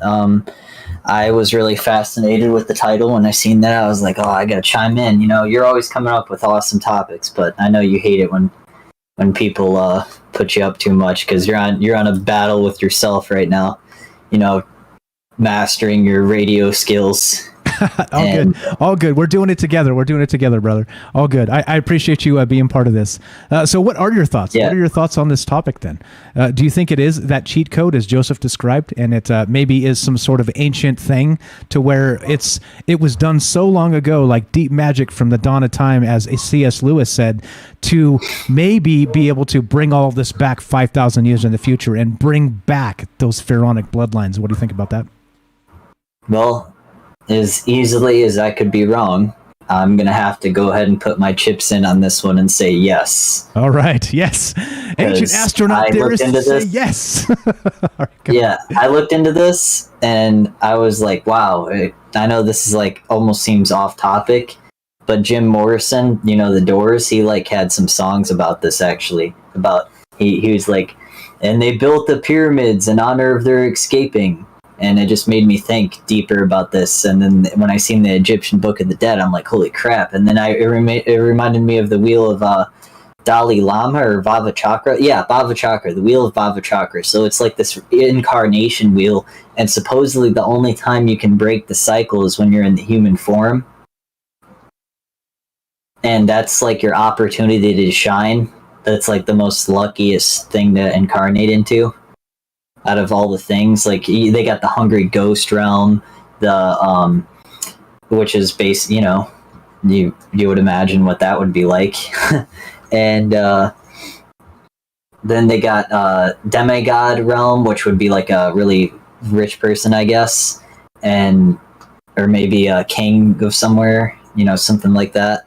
And it has like lists of all the like troubles you would have in those incarnations, and I can't remember exactly how many there are. There's probably at least 9, and this is the only one where we can break the cycle. So it makes me wonder, like Jim was always talking about, you know, nobody gets out of here alive. Like, well, that's the prison planet kind of theory in a way. I'm not 100% on it, but I do mess with it a lot. You know, I like wondering about it. And I think if we do live in a prison planet, that might be the one way to break it.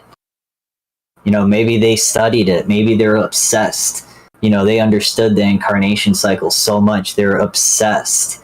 with breaking the cycle, and maybe even breaking the cycle and then incarnating into places that they want to. Maybe they can draw their own diagram of how they want to incarnate and like put things in there that when they die kind of go with them as like guardians through their afterlife or something like that. You know, that's kind of what I got out of the Book of the Dead. And I can't even remember what it was about, but I remember after I looked into that, I started looking into the stuff I'm talking about even more.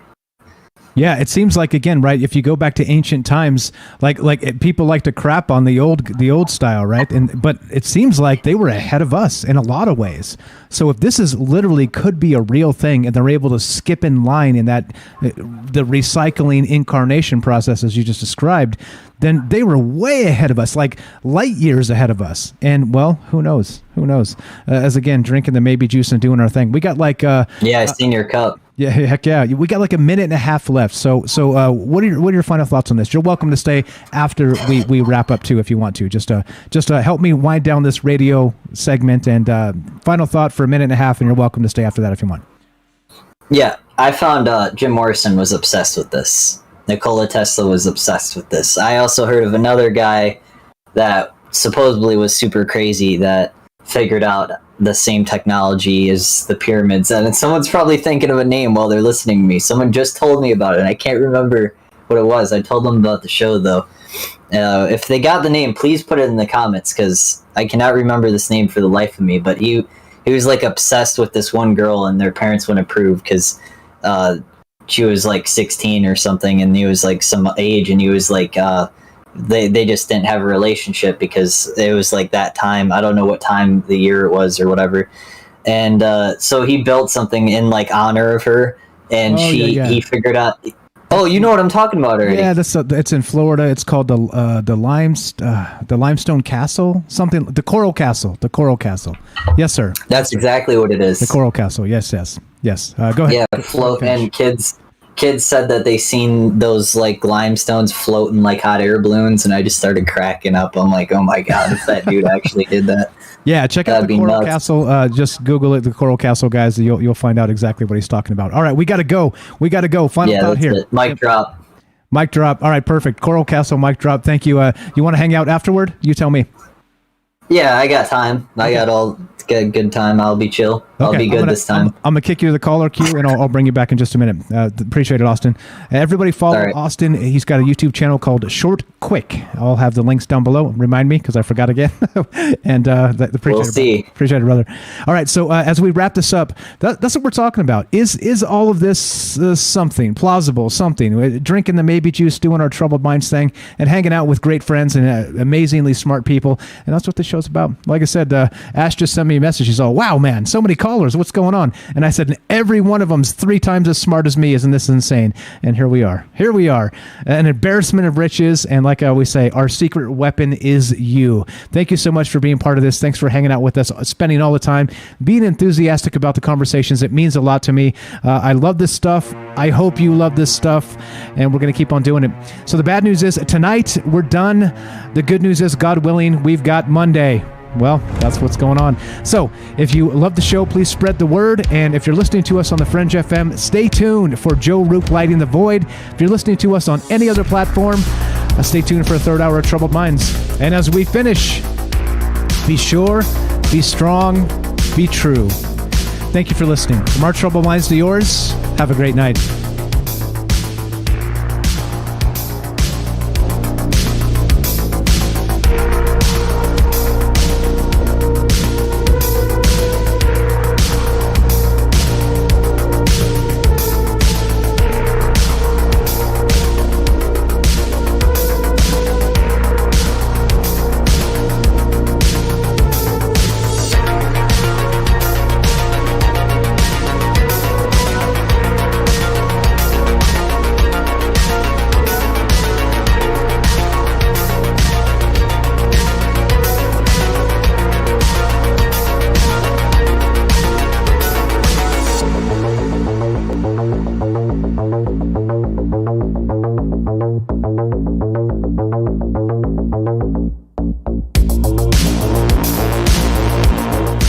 right, we're going to keep on trucking. We're off the fringe now, and so we have one more hour of Troubled Minds coming up. We are still talking about Egyptian funerary practices. Is this a cheat code?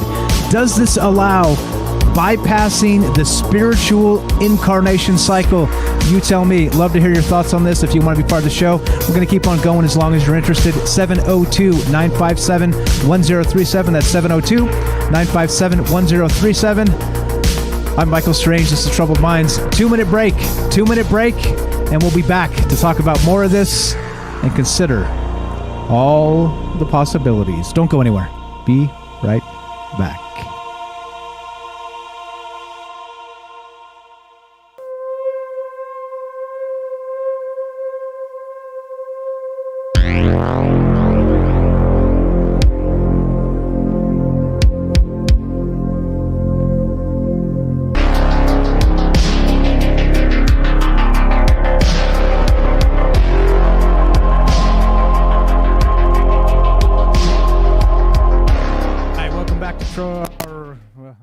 Helps if I unmute myself. Welcome back to Troubled Minds. I'm your host, Michael Strange, and, well, we're still doing this. We're still talking about all this crazy stuff. And all the crazy stuff tonight is different from last night, and different from the previous night, and different from the previous night yet. Tried not to be a one-trick pony here and talk about all kinds of interesting things. And tonight we're talking about the Egyptian Book of the Dead. And what that means is, well, a lot. As Amboli said in the chat, what's up, buddy? He said the past is the future, right? They are maybe in terms of, let's say, scientific discovery. Well, it seems like possibly the past was where it's at, including, well, ritual incantation. Why are they actually doing their thing in Egyptian, the funerary ritual with all that stuff, right? They're putting these entities, these pharaohs, these whatever, the royal bloodlines and all their top servants in these mummification, the wraps, the strands. As Lily says, what oils were used in embalming? Some of the most common sense used by the Egyptians were thyme, lavender, peppermint, cedar, rose, almond oil, and aloe. While providing a definitive use in life, these scents also had a purpose in death, namely the process of Egyptian mummification. The famous method of embalming was developed around 2600 BCE. Thank you, Lily. Appreciate that. I have that actually exact thing somewhere in one of these articles, but I have to dig through and find it. There you go. High five. Thanks for helping me out. Appreciate that. Couple quick shout outs here. Dark Devious, thank you so much for the tip over on Rockfin. Thank you. Tam says she tipped as well. It didn't show up. I'll check my phone. It sometimes sends a text message when that happens. So thank you to Dark Devious and to Tam Bam for sending tips on Rockfin. I appreciate that, guys. Like I said, it does. Those little things are a gigantic gesture, because it does make this go. Like I said, the more of that, the more of this type of thing, the more interest and interaction and all of that. It means we can do this full time. It means we can do more of this, longer of this, extra days of this, all of those things. So thank you so much. I appreciate it. And you guys are the best. Thank you. Is there a link for Austin's YouTube page? We keep forgetting to put it on I keep telling him every night, oh, remind me to put your link up. And we forget every night. So it's been 3 nights now in a row. So, but yeah, thank you guys so much for the tips. Like I said, it means a lot. It does. Money is time, and it means time I don't have to spend doing something else, and I appreciate that. I'm glad you enjoyed the conversations, and I'm glad you guys are part of it. Like I said, part of the chat, part of everything. You see what happens, right? I always say this, and this is the absolute truth of the matter. I'm me, you're you, but together we're us. And this is a perfect example of when you start a conversation and get so many brilliant people in one place, you see what transpires. It's a ton of really amazing things. So let's go back to our good buddy Austin in Short Quick, which again, we'll he's got to remind me again. I keep forgetting to put his link down with everybody else. We also got Kelly on deck here, but let's go back to Austin. Welcome back, my friend. How are you? What is going on, brother? It almost seems like I'm purposely forgetting to remind you. Right? I think it's a trap. This is a trap. It's a trap. It's a trap. Yeah. All right. It's all good. It's all good. I've been kind of shy about it. I won't lie. That's why I haven't been telling you. That's okay. Oh, I see. So it is a trap. It is a conspiracy. We had an actual conspiracy afoot. You are, yeah. You are too much, Austin. This is BS. I demand a recount. right, I'm just kidding. Go right ahead. What are your other thoughts on this? Totally lost you. What are the other Egyptian ideas you got here regarding that cheat code? Like Joseph said, is this a thing? Is the past really the future, and we're just trying to catch up to what they knew thousands of years ago? What do you think about all that?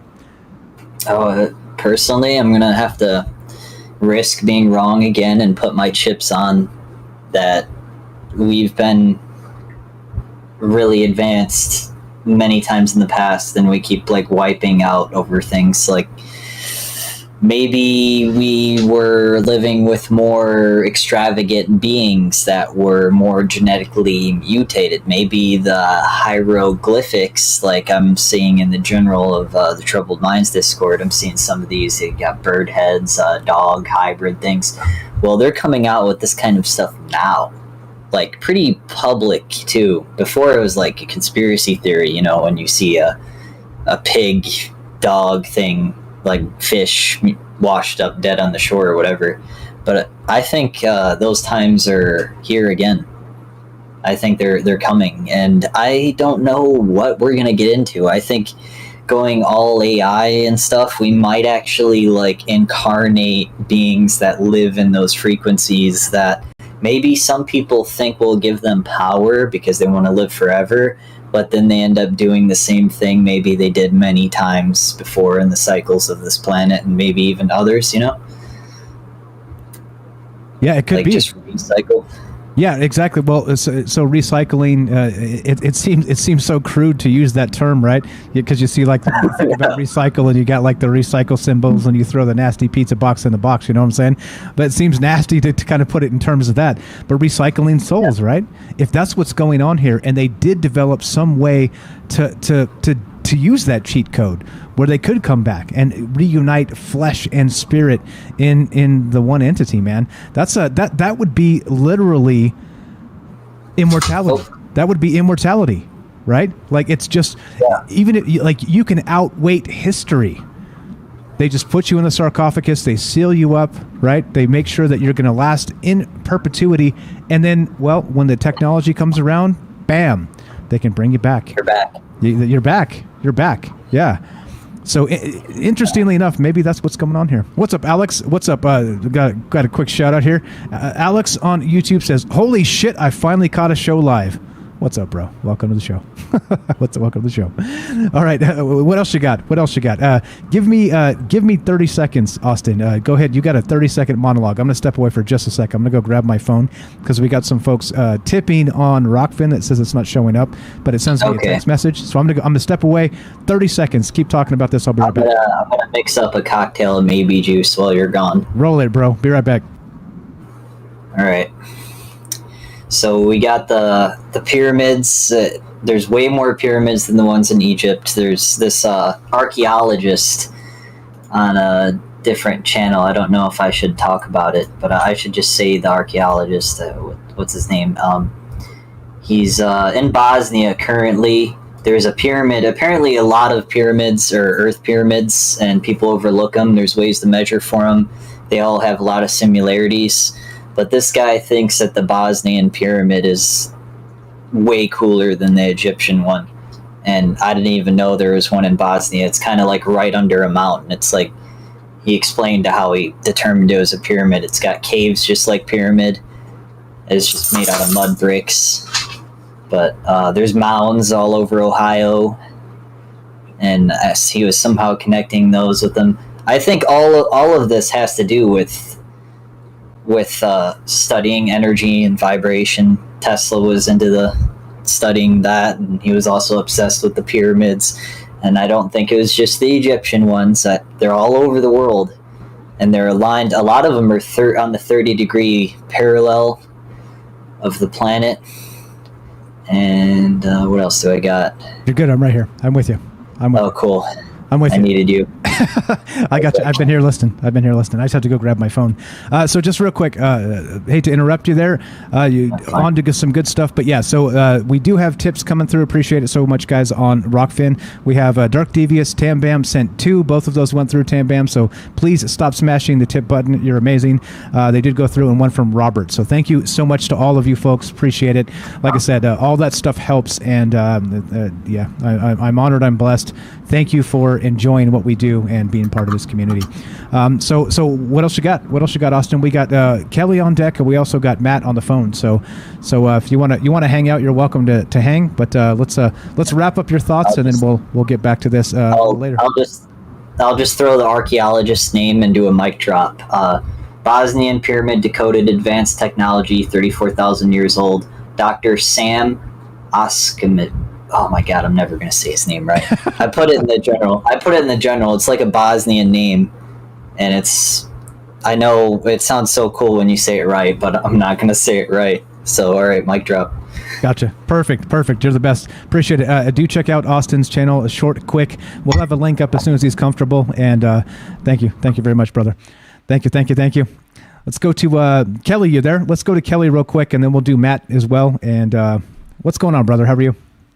Oh, good, man. How you doing? Doing good, man. Doing good.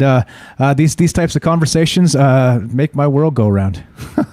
What do you think about all this stuff? We're going to work Matt in too. So give us your initial thought. We'll get Matt in, and like I said, you're welcome to stay as long as you want, of course. Well, yeah. My first initial thought was like you were saying about them digging up bodies and stuff and playing them. I mean, I don't see a problem, digging up history like that. Maybe examining the bodies, doing your, whatever they do scientifically, whatever DNA they want to pull out or whatnot. But I believe they should probably put those bodies back. This is desecration, actually. And I'll tell you reasons why a little bit later, but I want to get into it. But because that's where a place where where they were, the body was put to rest. So it's a reason for marking places. But yeah, I think they should probably put. I mean, I don't know if you want to say with all their little trinkets and stuff, which is, some of that stuff is actually pretty cool. I mean, I don't understand some of the reasons why they did their type of mummifications was, but yeah, I don't know, man. So yeah, getting into it though, man, the book is originally named was Coming Forth by Day or Emerging Forth into the Light instead of the Book of the Dead. Yeah, I've seen other ones too where they said it's actually called the Egyptian Book of Life. I've seen other translations as well. So it seems to not be locked into that. That seems to be more of like a marketing term, right? The Egyptian Book of the Dead. It seems like the translations aren't exact as we're supposed to believe it. But yeah, a good point. Go right ahead. Yeah, it's more elegant than, the Book of the Dead. But when they're talking about the Book of the Dead, they were actually more of spells. Most of that stuff is spells. They're incantations, for the, people that are dying, it's what they call when they go through Durel, which is, it's when they enter the underworld or, for their path to the afterlife. But some of those spells, but when you look at that too, it come to find out, when they were looking through, there was examples of people that pulled what some of the spells. It started around spell 128 inside there. That's where you actually in Christianity you find the 10 Commandments. Some people don't want to. I've had conversation with some people like that. With religious people, but some of that stuff, Christianity is actually known to. A lot of that stuff is a lot of teachings from Egypt. Some people might not want to believe that, but it's the truth. But, yeah, a lot of that stuff goes way, way, way back. I mean, I think in terms of like human evolution forever, and just meaning kind of anthropologically speaking, that if maybe what if Egypt learned that from something older than themselves? I mean, it goes back and back and back, doesn't it? Yeah, and actually it does. That's the point I was getting at, which actually it goes back into Sumerian, actually. So the stories of those stories of their gods, the Anunnaki, right? Each one had Enki and Lil, which is the brothers, right? Their sons, but like Nigazita, he was known as Thoth, and his brother were always fighting with him, which is his older brother, and that was Marduk. He declared himself Ra. Around that time is where people notice or will find that that's where some people claim that it was called the Pyramid Wars. It's because those families were feuding back then. Actually, the Sphinx was carved with Nigazita's face because he was the one who designed, and he didn't really build it, but he designed it, and obviously other people put in the work to it to build the pyramids. And Gotcha. yeah, so and the story goes is that they even talk about it in in the tablets too, where Marduk, he was killed. His name was Demuzi. He was a twin of a brother, and he was married to one of I believe it was Enki's niece or something. Anyway, the stories they're long, but it comes down to where that's where you find out. Like I said, it was the Pyramid Wars, but and it goes forth on and on. But yeah, that's where I believe that what Nice Ark was talking about, like what he said, Pepe, that was the time before Egypt, right? All this weird stuff. But yeah, if a lot of that stuff, you look into it, right, and it's crazy because that's when you go into the Emerald Tablets, where that was Nigazita, where he because the times where I believe in some of the some people, there was actually stories because of the reason the pantheon where they were used to draw them with the head because they weren't allowed to draw them as they were naturally. So who knows what they supposedly look like? But what's weird is if you go back to Sumerian, you actually have the carvings and whatnot, what they represent and what they're supposed to look like. Right, exactly. Good stuff. Hey, you can hang out a little bit. Am I right? If so, we're going to go to Matt. Okay, he's been waiting for 10 minutes, so let's get to Matt. So yeah, don't go anywhere, Kelly. We'll go to Matt, and then we'll get back to you. Let's go to our good friend Matt in California. What's up, brother? You were on with Kelly, Mike, and Austin's still here. How are you? How's it going, Mike? Doing okay, man. A-okay. Good. Talking about weird shit. Doing what we do. Yeah, great topic. Thank you. What are your thoughts, bro? I just want to say, I think the Egyptians, they knew a lot. They knew a lot of things. They knew about spirituality, and they knew about they knew a lot of stuff, astrology, all these things, and that probably more than we do today. And then they always try to make it seem like, the Egyptians, they were like these Neanderthal, like primitive people that didn't know much. Like they're trying to hide something from us when they teach it now, like in modern times. And I think a lot of the knowledge is like kept like hidden from us. And one of the things too I wanted to say was the answers might lie in a thing that happened, what is called the Great Alexandrian Library.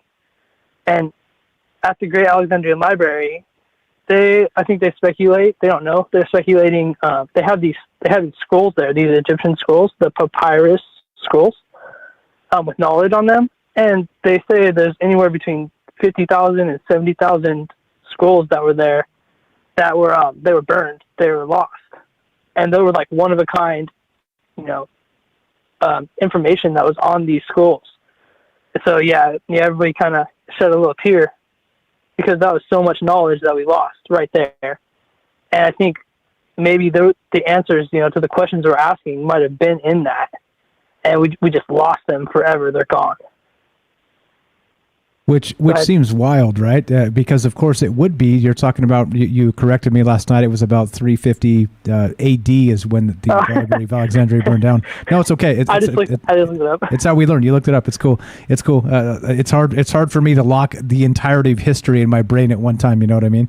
But But so if it happened then, you would expect that a lot of that information from the embalming process of the mummification stuff would have been, at least some of it, in contemporary times, because it kind of ended.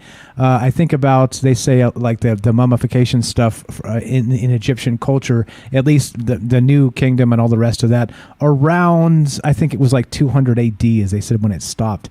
So you would expect that there would be information there in that library, like you describe, about some of those things and why they do them, and how it, maybe they didn't let those secrets out to the world at large, but still, you got to think that there would be some sort of maybe some of that passed on, right? And it's tragic. It's a tragic thing, but hopefully it's like we were talking about last night, maybe that information is stuck in a black hole somewhere anyway, so maybe we're cosmically covered. You know what I'm saying? Yeah, I think there was, of course we know stuff, we could learn about it, to certain things, but I guess my question is like, what was lost? What did we lose at the Alexandrian Library that we can never get back? How were the pyramids built? Those types of things. What was the whole purpose of the mummification? Why'd they do it? I think maybe those are some of the answers that we lost. Agreed, 100%. And again, I think that's part of the tragedy of all of this is what if they did, right? They were, let's say like 5,000 years ago, in ancient Egypt, they were closer to ascension and the secrets of the universe than we are now. I mean, doesn't that seem wild and also kind of likely? Kind of likely. Yeah, and also remember a lot of the stuff from Egypt, it does go back before Egypt. I always go back to Egypt because, like, if I'm learning something, I would ask, oh, how would the Egyptians have done it? That's just my, how I think about things.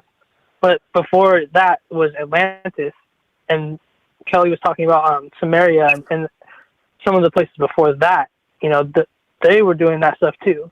They were very spiritual, very religious people, and that's what interests me about it, is that they were into that stuff, and here we are. We're just trying to figure it out, but we, in our modern day lives, we have all the things that we're doing, and we're not focused on, the spiritual. We're more focused on, what car to drive or what the Kardashians are wearing, and more than how they were saying, like, everything they did was they worshiped gods and goddesses, and everything they did was in worship. Right, exactly. And that interests me. Like Night Stalker said a little bit earlier, it wasn't about now in the flesh and living. The real party was when you passed.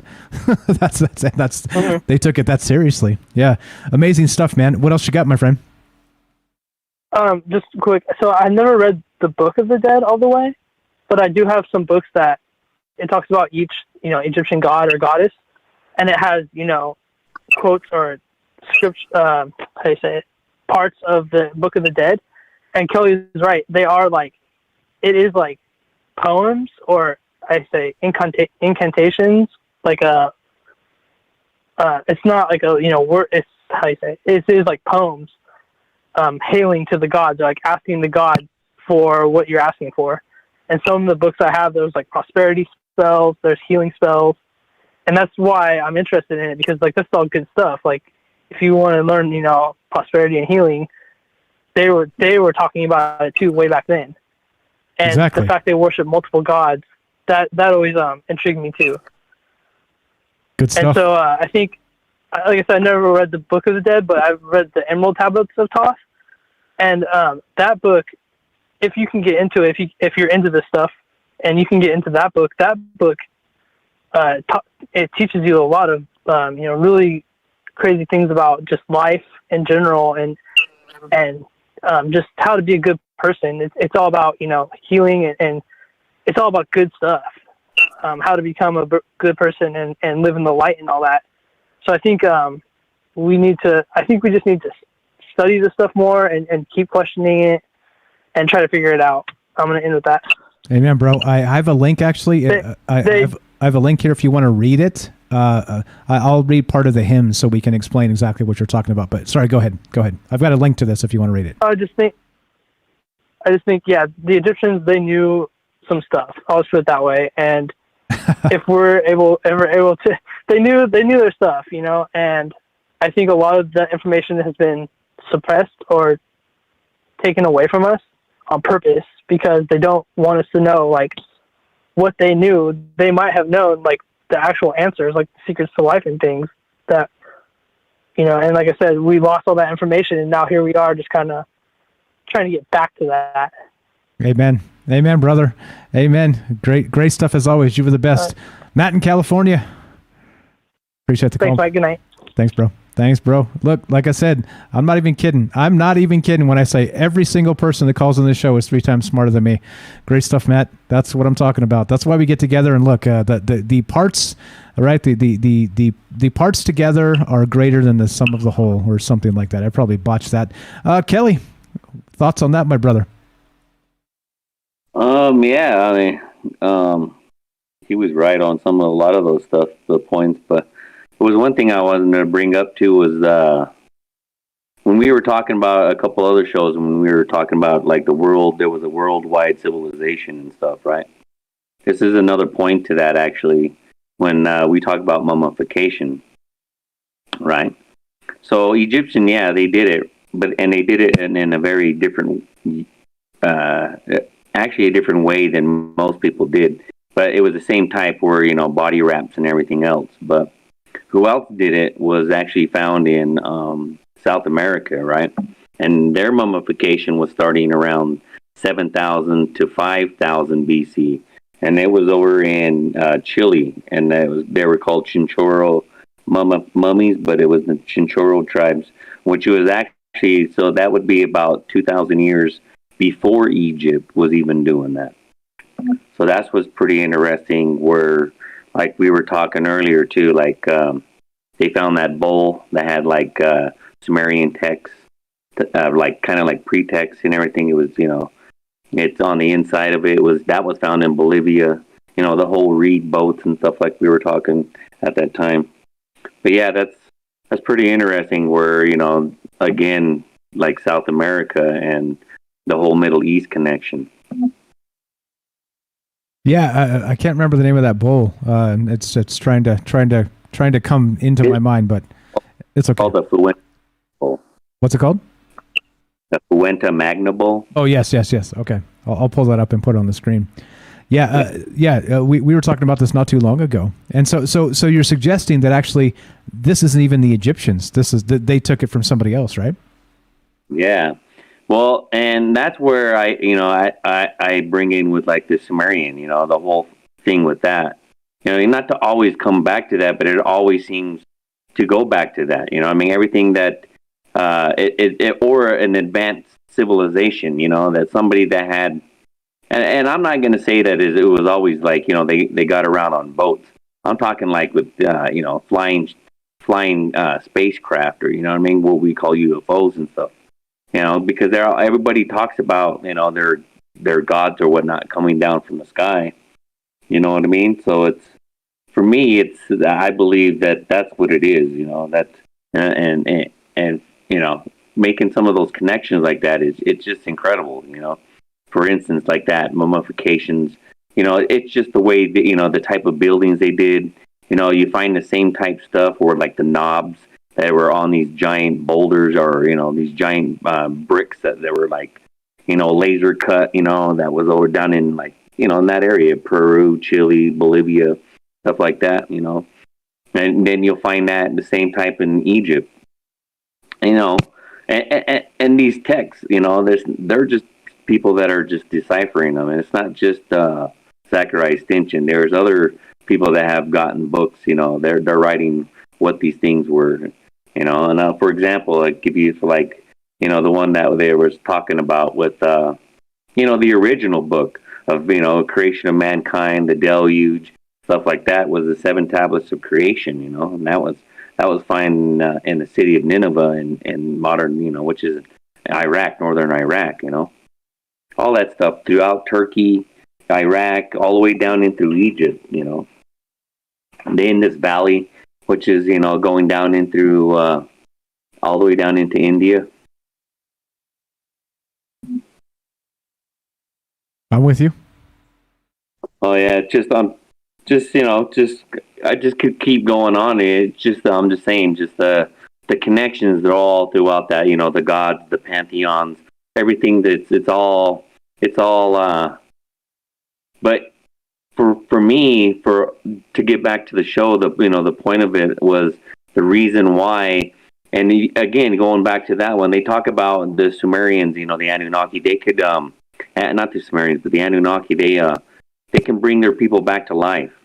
And that's the reason why they do that. If they were to die here on this planet, that's why I say take those bodies back, because, if these people come back, and they're going to be looking for some people that were, say they were, grandsons or nephews, or, throughout that, that, because most of the mummification you're going to find was all through priests, high priest, or kings or queens and stuff like that. You're not going to find that, really in people like what they call Lower Egypt, people just basic. They're going to try to. You'll find people that, they found some bones where, it could have been like a village, leader or something where they stuck them in there. But most people there, you're not going to have mummification. You'll have, where they buried somebody or something, but as in the advanced mummification of, wrapping every finger and pulling out I don't understand why the whole pulling out the brain thing though. Because in those stories with the Anunnaki, they can just bring you back to life. They've done it a few times in those stories where, what they did, it was like and they said it was like a transmitter with this crystal. They go over over the body 40 times. And then they also have to give them what they call the food of life and the water of life. And, in their mouth, and then boom. But, what's interesting about that too. So I think, again, I'm not an expert clearly in anything, by the way, literally nothing. So nobody believe a damn word I ever say.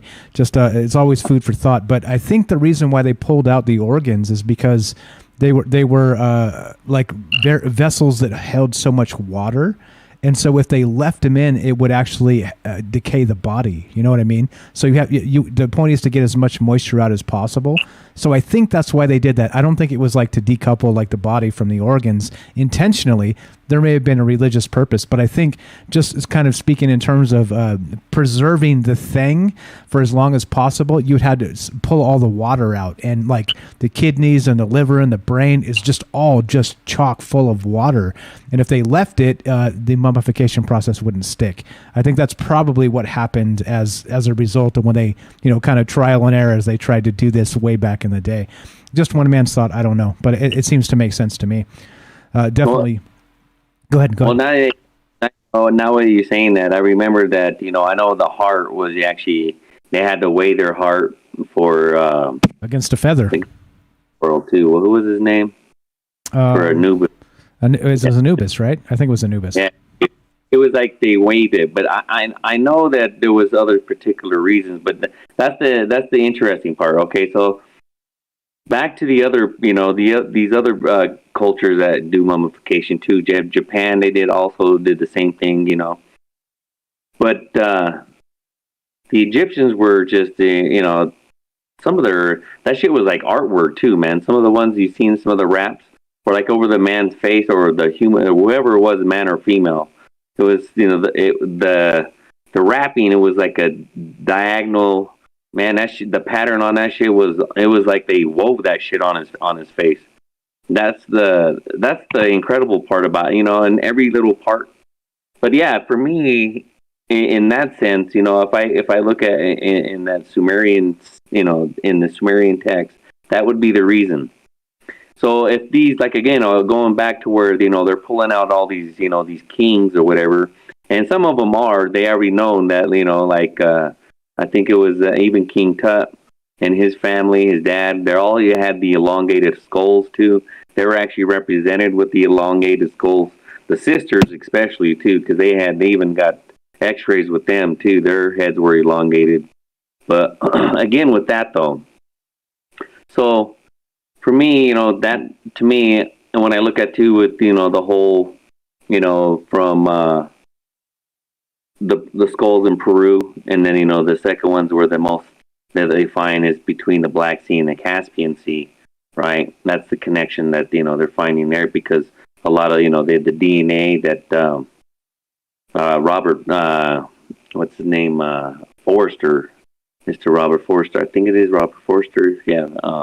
He was, a lot of his stuff, man, he's got a lot of information on that. I posted that to Discord, but yeah, it's interesting that, that's the similarities, the connections too, where it's almost that whole worldwide thing.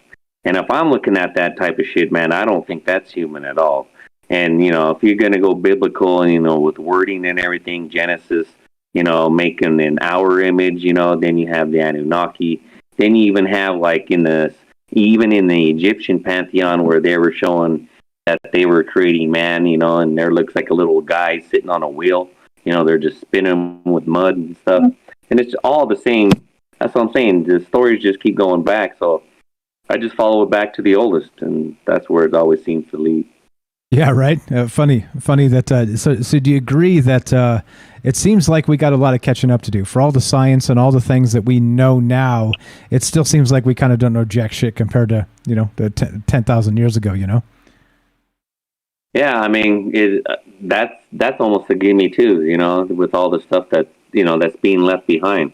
That's where I say it's always not only writing, but like in the structures of buildings and whatever they were building, walls or whatnot. I mean, the truth was made and it was left in stone. You can rewrite anything over in paper, but the megalithic things that you're finding, that we're seeing around the world, and just the incredible stuff that we're digging up. Of course, there was, man. It was, and they always say too, like, I don't know, there was like, we're living in the fifth world. There's other, other cultures that believe that, I think it was the Mayans, we're living in the fifth world right now. It was like 4 worlds of destruction. Who knows?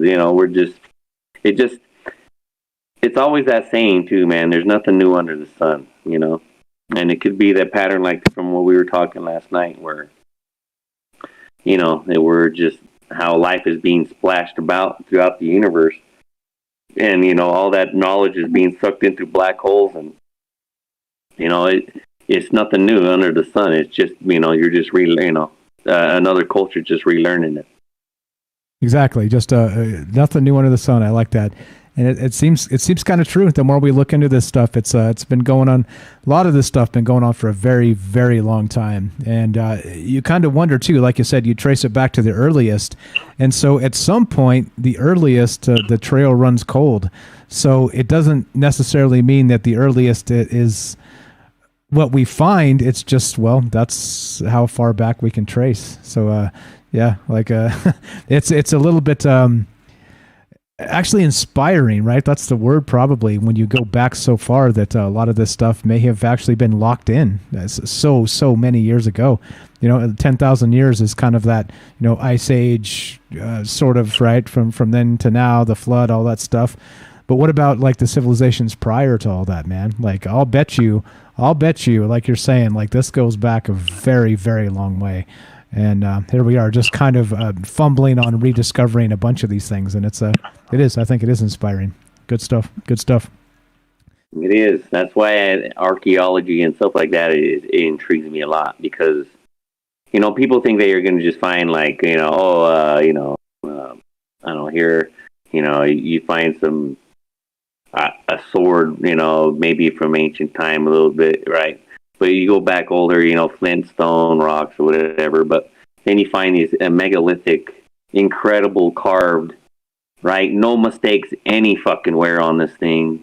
Megaton fucking build, it's just, and it's like in some of the hardest material that you find on Earth, It can't be cut with anything else but look like with a laser or whatnot, And this shit is just scattered about everywhere. Some of it's in clumps. Some of it, of course, it's all being hidden.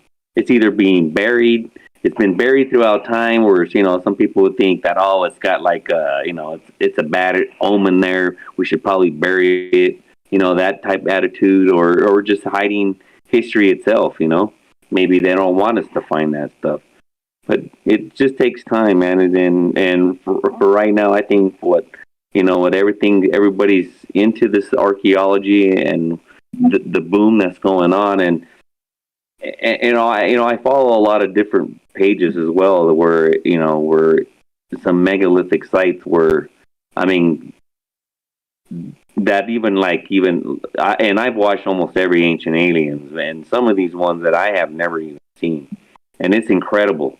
Yeah, I mean, and it's still like I still take still pictures of some of this shit, and it has me in awe. I'm like, holy shit, how come we haven't even seen this shit yet?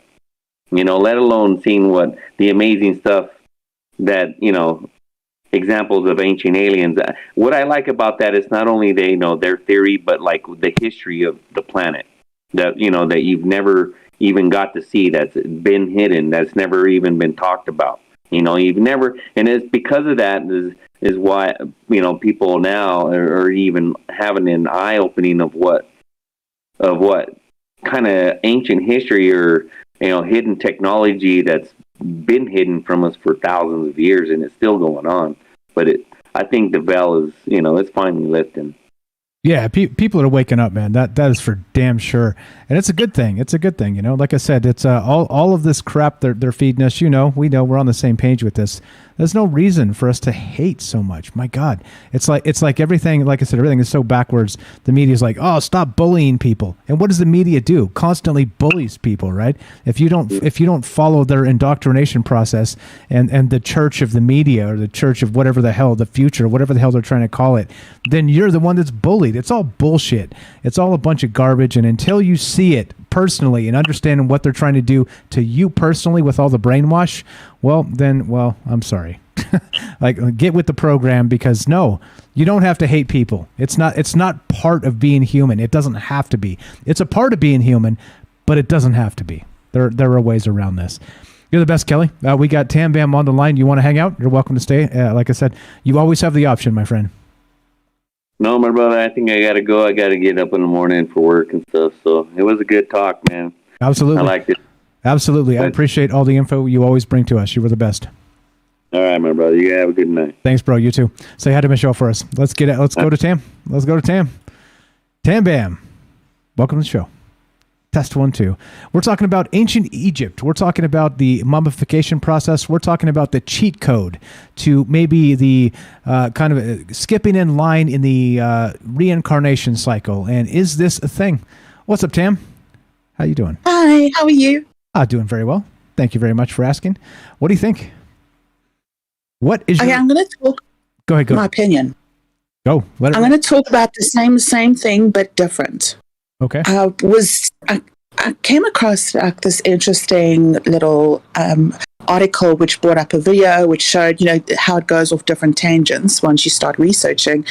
And it's just, every time they find a tomb in Egypt of a pharaoh or whatever the case, it's like recently they just found another tomb, and I'm not too sure if they've opened it, but they're in the process of it, which I think. And every time, especially with Tutankhamun, they opened up his tomb and exhumed the body, and they start to scan it, go to MRIs and they actually start to scan the body. And what the scientists were saying is that, potentially, especially with the technology they have today, they can potentially recreate these pharaohs. So they're trying to actually look for viable DNA that, because they're so well preserved, they're looking for viable DNA so they can actually make another human. What is the process called again? I forgot the name. Cloning. The mummy? Cloning? Wait. Say that again? What was the question? When you make another human? Cloning. From DNA? Yes. Cloning, yep. Yeah. Right. Yeah. Okay, so it's cloning, right? Yep. So they want to clone Tutankhamun, and that's where they're kind of thinking of going. But my thing is, if Tutankhamun back then was a pharaoh who was considered, a god, and he had all these things and all these people that served him, you're going to bring him into a world, firstly, if he has the same consciousness, of where he's actually in a science experiment. And if he is, say, for instance, let's be far-fetched about it, if he's reintroduced into society, he's going to be a nothing. So I don't know why these scientists are doing it and what is their purpose. They've already achieved cloning. Why would you possibly want to reincarnate or clone a pharaoh? And why is it a thing? Why are they even talking about this? Why are they even wanting to do this? I think it's quite horrific. Because when you die as a pharaoh, the process of mummification is to preserve the body so well, as much as possible. So they believe that your spirit is still kind of half contained in your body. So that's why they have all the riches, and they actually put food and furniture within the tomb, and their spirit roams around there. So, and they need to stay there, firstly, to have all these things that they need if the part of their spirit is still in the tomb, and the other part of their spirit is ascending to wherever they believe. They need to kind of be in a good place. And so that is pretty much the curse of all these pharaohs. When you exhume the tomb, that they actually get angry. They need to have an immortality kind of situation going. How do I explain it? They need to be some. Yeah. Go ahead. Yeah. Go ahead. So they need to be somewhat immortal. So they don't want to be exhumed. Their bodies don't actually want to be exhumed because they lose all these things. And that is why there's curses on their tombs, especially when grave robbers come. I mean, they steal everything. How is their spirit supposed to survive in the tomb without the things that they need? Because that's what they believe in. And when you take all these things and you exhume the body, they believe that their spirit actually, it wanders, and it's in an awful place. Yeah. So if the scientists know this, why are they doing this? Interesting take here. So like Nice Talker said earlier, maybe this whole mummification process is for that immortality cycle to finally take place at some point in the future. But exactly, so you're right, like tomb robbing or even scientifically removing these tombs and putting them in museums, you are literally robbing that aspect from them, right? That immortality. And so back to the very first question I asked tonight when we first started is, do you think it's ethically okay to remove, even scientifically, these tombs when they find them and put them in museums? How do you feel about that? I don't think it is ethical in any sort of way, because we need to really take a step back here and realize we kind of actually learned a lot from the Egyptians. I mean, they really invented paper. That the doctors there, they didn't just exhume when they did the whole process of mummification and removing organs and putting into jars, they didn't just do it for the fuck's sakes of it. Sorry, I'm in the third hour. We're third hour. You're good. By the way, just real quick, I know we got new people coming through all the time. It's not a double standard. The first 2 hours on radio, so we try not to curse. The third hour is off radio, so nobody gives a fuck. Go ahead, Tam. Okay. So they don't do all this mummification stuff with removing of organs for the hell of it. They actually do it, and they learn from it. So the doctor's process of anatomy and all these things, they actually wrote all these what the stomach looks like, the organs, and whatever these things do, processes down onto papyrus. And they really invented papyrus, which became paper. And the prescriptions that doctors use today to prescribe medicine when you go see the doctor is actually what the physicians in ancient Egypt did as well. They wrote down, and this is how we actually, in ancient Egypt, we adopted a lot of their methods to this day. So we need to also understand, if we learn so much from them, why is it necessary to go and exhume what they considered sacred? Why must we go and now fiddle with that? It's unnecessary. Just learn from it. Yeah, no, I agree. There's a ton of that in history that it seems like we sort of just glaze over as a well, these knuckleheads back in the day didn't know anything about anything, so they just were making up these spells and whatnot that don't mean anything, right? It's like wait though, right? Like, you know what I mean? Like, there's a whole lot to history that I think that we always miss, that we'll always miss. And I think it becomes down to back to that same thing I always say, right? Human hubris. It's the same thing, right? Because we're here and we're now, we think we're it. You know, because of all the technology, all the great things humanity has done, et cetera, so on. I always say it's the same thing. Like, I'm not, there's nothing special about me. I'm standing on the shoulders of giants, always. And that's you guys. That's literally people who've done the work on the internet, people who've done, like, the scientists, like, literally goes back, the anthropologists, the archaeologists. Clearly, in my opinion, nobody has all the answers. However, we can gather a bunch of this data and try and come to our own conclusions, and I think that's okay. Like I said, it's not because we know better, right, or are the it because we're in the time slice right now that we're experiencing life, right? That shit come and gone 10,000 generations before us. You know, so it's like that whole human hubris cycle of us in the now, sort of thinking just because we're here means we have the answer, to me is a joke. It's a big joke. And that's literally part of the whole fallacy of why I do this show, why we started this. Because in the end, currently, modern, it's great, right? But also, we kind of don't know shit, right? And that's what this is all about. Yeah, right? I completely agree. And you know, I have my sound theory as humans in general cannot fathom or create an idea that hasn't stemmed from something that was given. Like, if, you know, we can't think of something unique. It's impossible for a human to think of something absolutely unique without it stemming from some fraction of a story or something that they've heard or read or something that they've seen. It's really impossible. And I always tell everybody, just try and think of something that nobody else has thought of. And it's really impossible. And this comes back to what you were saying, is that even the ancient Egyptians got all their source and information from their history. Right. So whether it be exactly aliens or what did Kelly say, from the Anunnaki or from whoever, Assyrian. They got all that. Exactly. So it all stems from something, and it's a growth and a process. Why?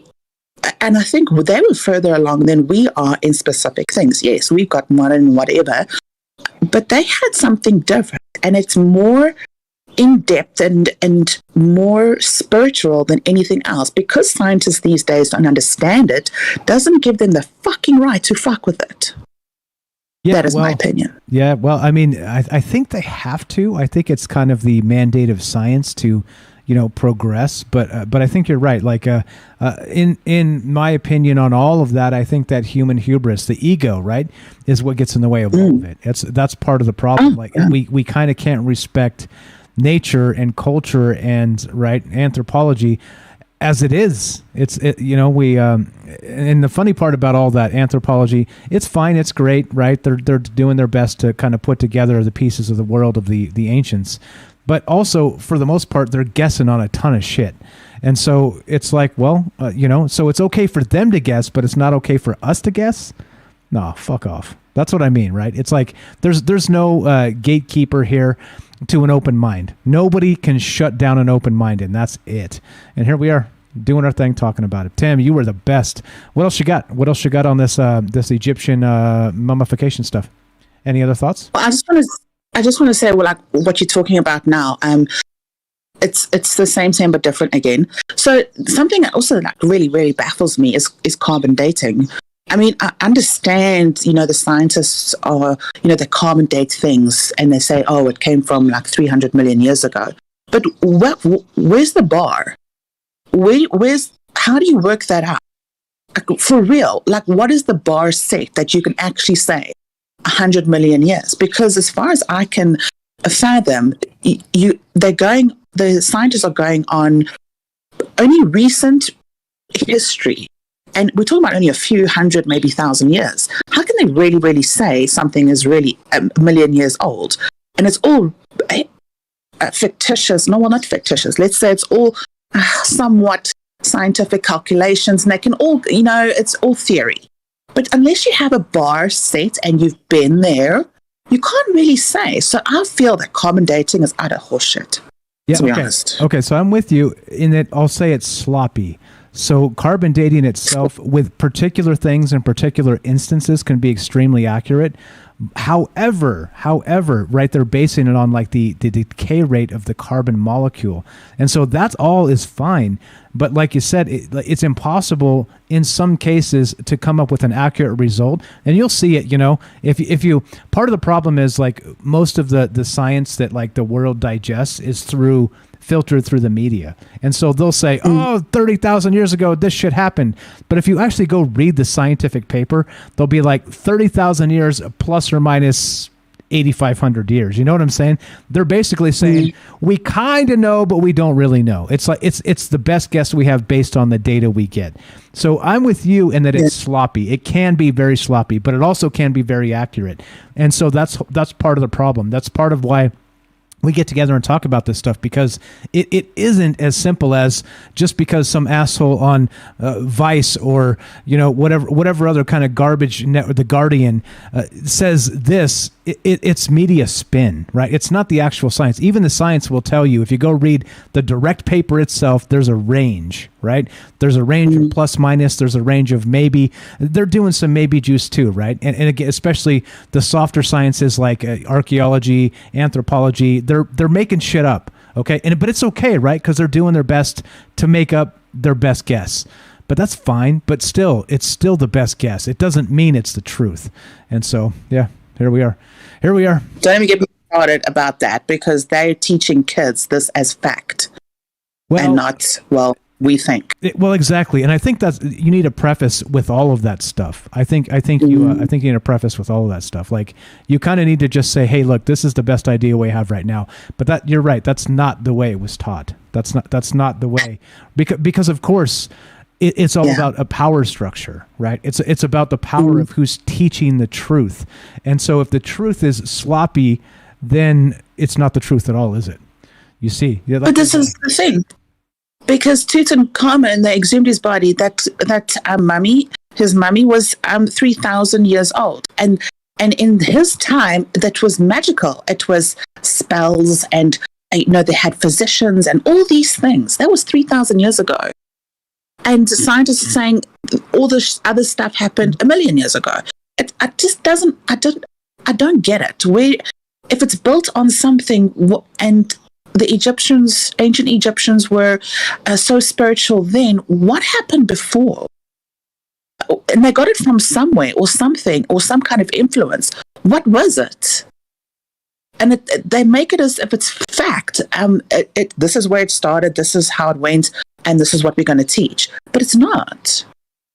Well, I mean, again, right? I think that's part of the problem. Like I said, it's power structures. It's if you say, well, we kind of think it's this. You know what I mean? Then people kind of go willy-nilly like us. And we're like, okay, well, what do you mean kinda? Let's go see if we can get better than kinda, And that's what they don't want. They want like the education structure to be, point by point, And that's, anyway, we agree. We agree that I don't, in general terms, want to undermine education at all. I think science and education and all that stuff is amazing. It's good, push forward. I think that in terms of framing it, I think that's where we fail. And again, human hubris, because we're here and now, we seem to think that we know it all. But no, come on. Also, fuck off. We don't know it all. Of course not. Like we're again, tens of thousands of lifetimes, tens of billions of lifetimes prior to us, and 10,000 generations. Come on. Of course we don't know it all. That's ridiculous. It's about time to wind this down. What are your final thoughts? Yeah. Actually, before we do that, Rev 165, what's up on D-Live? I see you there, buddy. L and F, I didn't say hi to you. Thanks, guys, for hanging out. Yeah. What are your final thoughts here? Tam bam. Let's rock this. Thank you again for your generous tips. Don't make a big deal. I won't make a big deal. Thank you. I'll say thank you. What are your final thoughts? Thank you. What are your final thoughts? Keep questioning. Be your own research scientist. Don't have to do everything. We don't have to be physical scientists. We have to understand every integral thing and damage whatever we find, but do the research and be open-minded and just accept everybody with love and kindness. Amen. It's hard to argue with that. Keep searching. The truth is out there. Well, and do we have it? I won't claim so, but I will claim that questions are sometimes more valuable than answers, and that's what we do. Tam Bam, you were the best. Thank you so much for your time. Thanks for listening. Thank you for waking up early to listen to us. Tam Bam wakes up before the sun sometimes to listen to Troubled Minds, and that's incredible to me because I ain't waking up before the sun for anything. So thank you so much. It's going to be earlier from Sunday. Earlier yet. 3 a.m. Oh, goodness. Don't do that. My goodness. You're amazing. Thank you so much for all your takes tonight. Thank you again for the tips over there. Sure. Thanks for waking up early for us. It means a lot. Of course. Right on. Cheers, guys. Thanks. Cheers to you. All right. So let's wind this down. I don't know if Jay's out there for the Jtro. We usually do a Jtro, but Jay's got some things he's been juggling. He's making some YouTube videos. So we'll help push that channel if you guys would be so kind as to follow him as well. Follow Tam Bam, by the way, on Instagram. You can find her Instagram if you scroll down on both YouTube and Rockfin. You can find Tam Bam's Instagram. She's also in the process of starting a YouTube channel. We will push that as well when she's ready for us to do that. The thing is this, like I say, it's not about competing, guys. Like, look, if we're cool to each other and everybody wants to prop each other up and help each other, thumbs ups and the likes and the watch times and all the stuff and follow each other, we suddenly have a huge network. We suddenly have a bunch of people that are like, wait a minute, well, we don't have to compete. Let's help everybody. And guess what happens? We can all succeed together, and that's the way it is. So I truly believe that, and that's part of why I always do that when people call in. I know they have a channel and stuff. It's important to spread that word because they're spending their time not just with us, but they're building something outside of this as well. And so bringing part of that to us to have a greater conversation. Like I always say, it's true, and it's 100% true. Prove me wrong. I'm me, you're you, but together we're us. And you see what happens when you get amazing people call in as part of this conversation tonight. It starts with just a simple article about Egypt and how they found some new tomb from the time of Ramses the Great. And look where we ended up. It's crazy. It's unbelievable how nuts we go on this. But it's not because of me. It's because of you. Like I said, you are the secret weapon of Troubled Minds. And thank you so much, each and every one of you. But let's wrap this. Let's do it. Let's get the hell out of here. As we finish, you guys know the drill. We do about 3 hours, and we do it Monday, Tuesday, Wednesday, Thursday, 7 p.m. on, again, all the platforms, Fringe FM. We do it on YouTube, Rockfin, DLive, and of course Twitter, and we're just hanging out. We're having a good time talking about all the amazing things out there. So if you guys like this show, please spread the word. Just spread the word. Just go tell somebody. Just say, hey, look, why are you watching that crap you're watching? Come check this out. Come hang out. Come call in once. See what's going on here. And that's what it's all about. That's what this is all about. And so we're out. Let's do it. Let's wrap it. Thanks, everybody, for the amazing phone calls. Make sure you give some love to all the folks that have the channels. Again, Night Stalker, Jennifer, follow Tam Bam, follow James Salcido, follow Short Quick, follow when Kelly gets a channel up, follow Kelly. Everything. Everybody out there, links are down below. Follow. Go give some love to those folks. Thank you guys so much. Follow The Curious Bunny on YouTube. Please thumbs up and subscribe, all those things. Thank you, Penny. Appreciate it. All right, let's roll it. Let's wrap this and let's smash this button, which means the outro music. All right, let's do it. So, as we finish, the bad news is we're done. The good news is, God willing, we have tomorrow. Tomorrow at 3 p.m. Pacific, we do Troubled Minds News on Twitch, exclusively on Twitch, and then that gets pushed to the podcast feed. And you can find us on Monday and Friday, 3 p.m. Pacific time on Twitch, doing a news show, because of course there's too much to talk about. I can't turn everything into a 3-hour show, but the news show is more of like a quick hit. This is what's going on. This is what I noticed from the news cycles, sort of my take on what the news should be. All right. Instead of Fox News, CNN, and the rest of those assholes that are like all division all the time. Who cares? Literally, who cares? We get it. You hate people that are not like you, CNN and Fox. We get it. Guess what? Me personally, I reject that notion. And you don't have to hate people that are different than you. That's it. As we finish, thanks again for hanging out. You guys are the best. more Troubled Minds on the way next week. Go, if you want to support the show, again, you can follow us on Rockfin. You can donate there. You can sub up to the channel there. Got a Patreon. All the links are on troubledminds.org and on the YouTube page, everywhere. You can find it. Just spend a little time looking. If you can't or don't, hit me up on Discord. I'll help you find those things if you want to support the show. If you want to support the show and don't want to spend your own cash, hard-earned greenbacks, I understand. Listen to the show on the podcast feed. Just turn it on. When you're cooking or something, just put the show on. It's simple. Listen to a show maybe you heard in the past or you didn't hear, and commercials play. And it's pennies, but pennies add up. So if you want to help us, pennies from heaven, just listen to the podcast feed. That'd be Spotify, that'd be iTunes, that'd be any of those places you listen to podcasts on. There you go. Simple ways to help the show. You can do it for completely free. There you go. I appreciate each and every one of you. Thank you for spending your time with us. And we're done. So as we finish, you know the drill. Be sure, be strong, be true. Thank you for listening. From our troubled minds to yours, have a great night.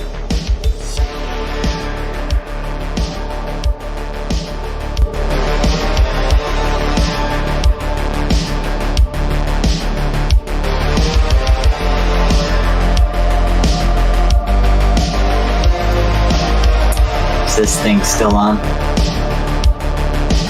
You're talking on the stream.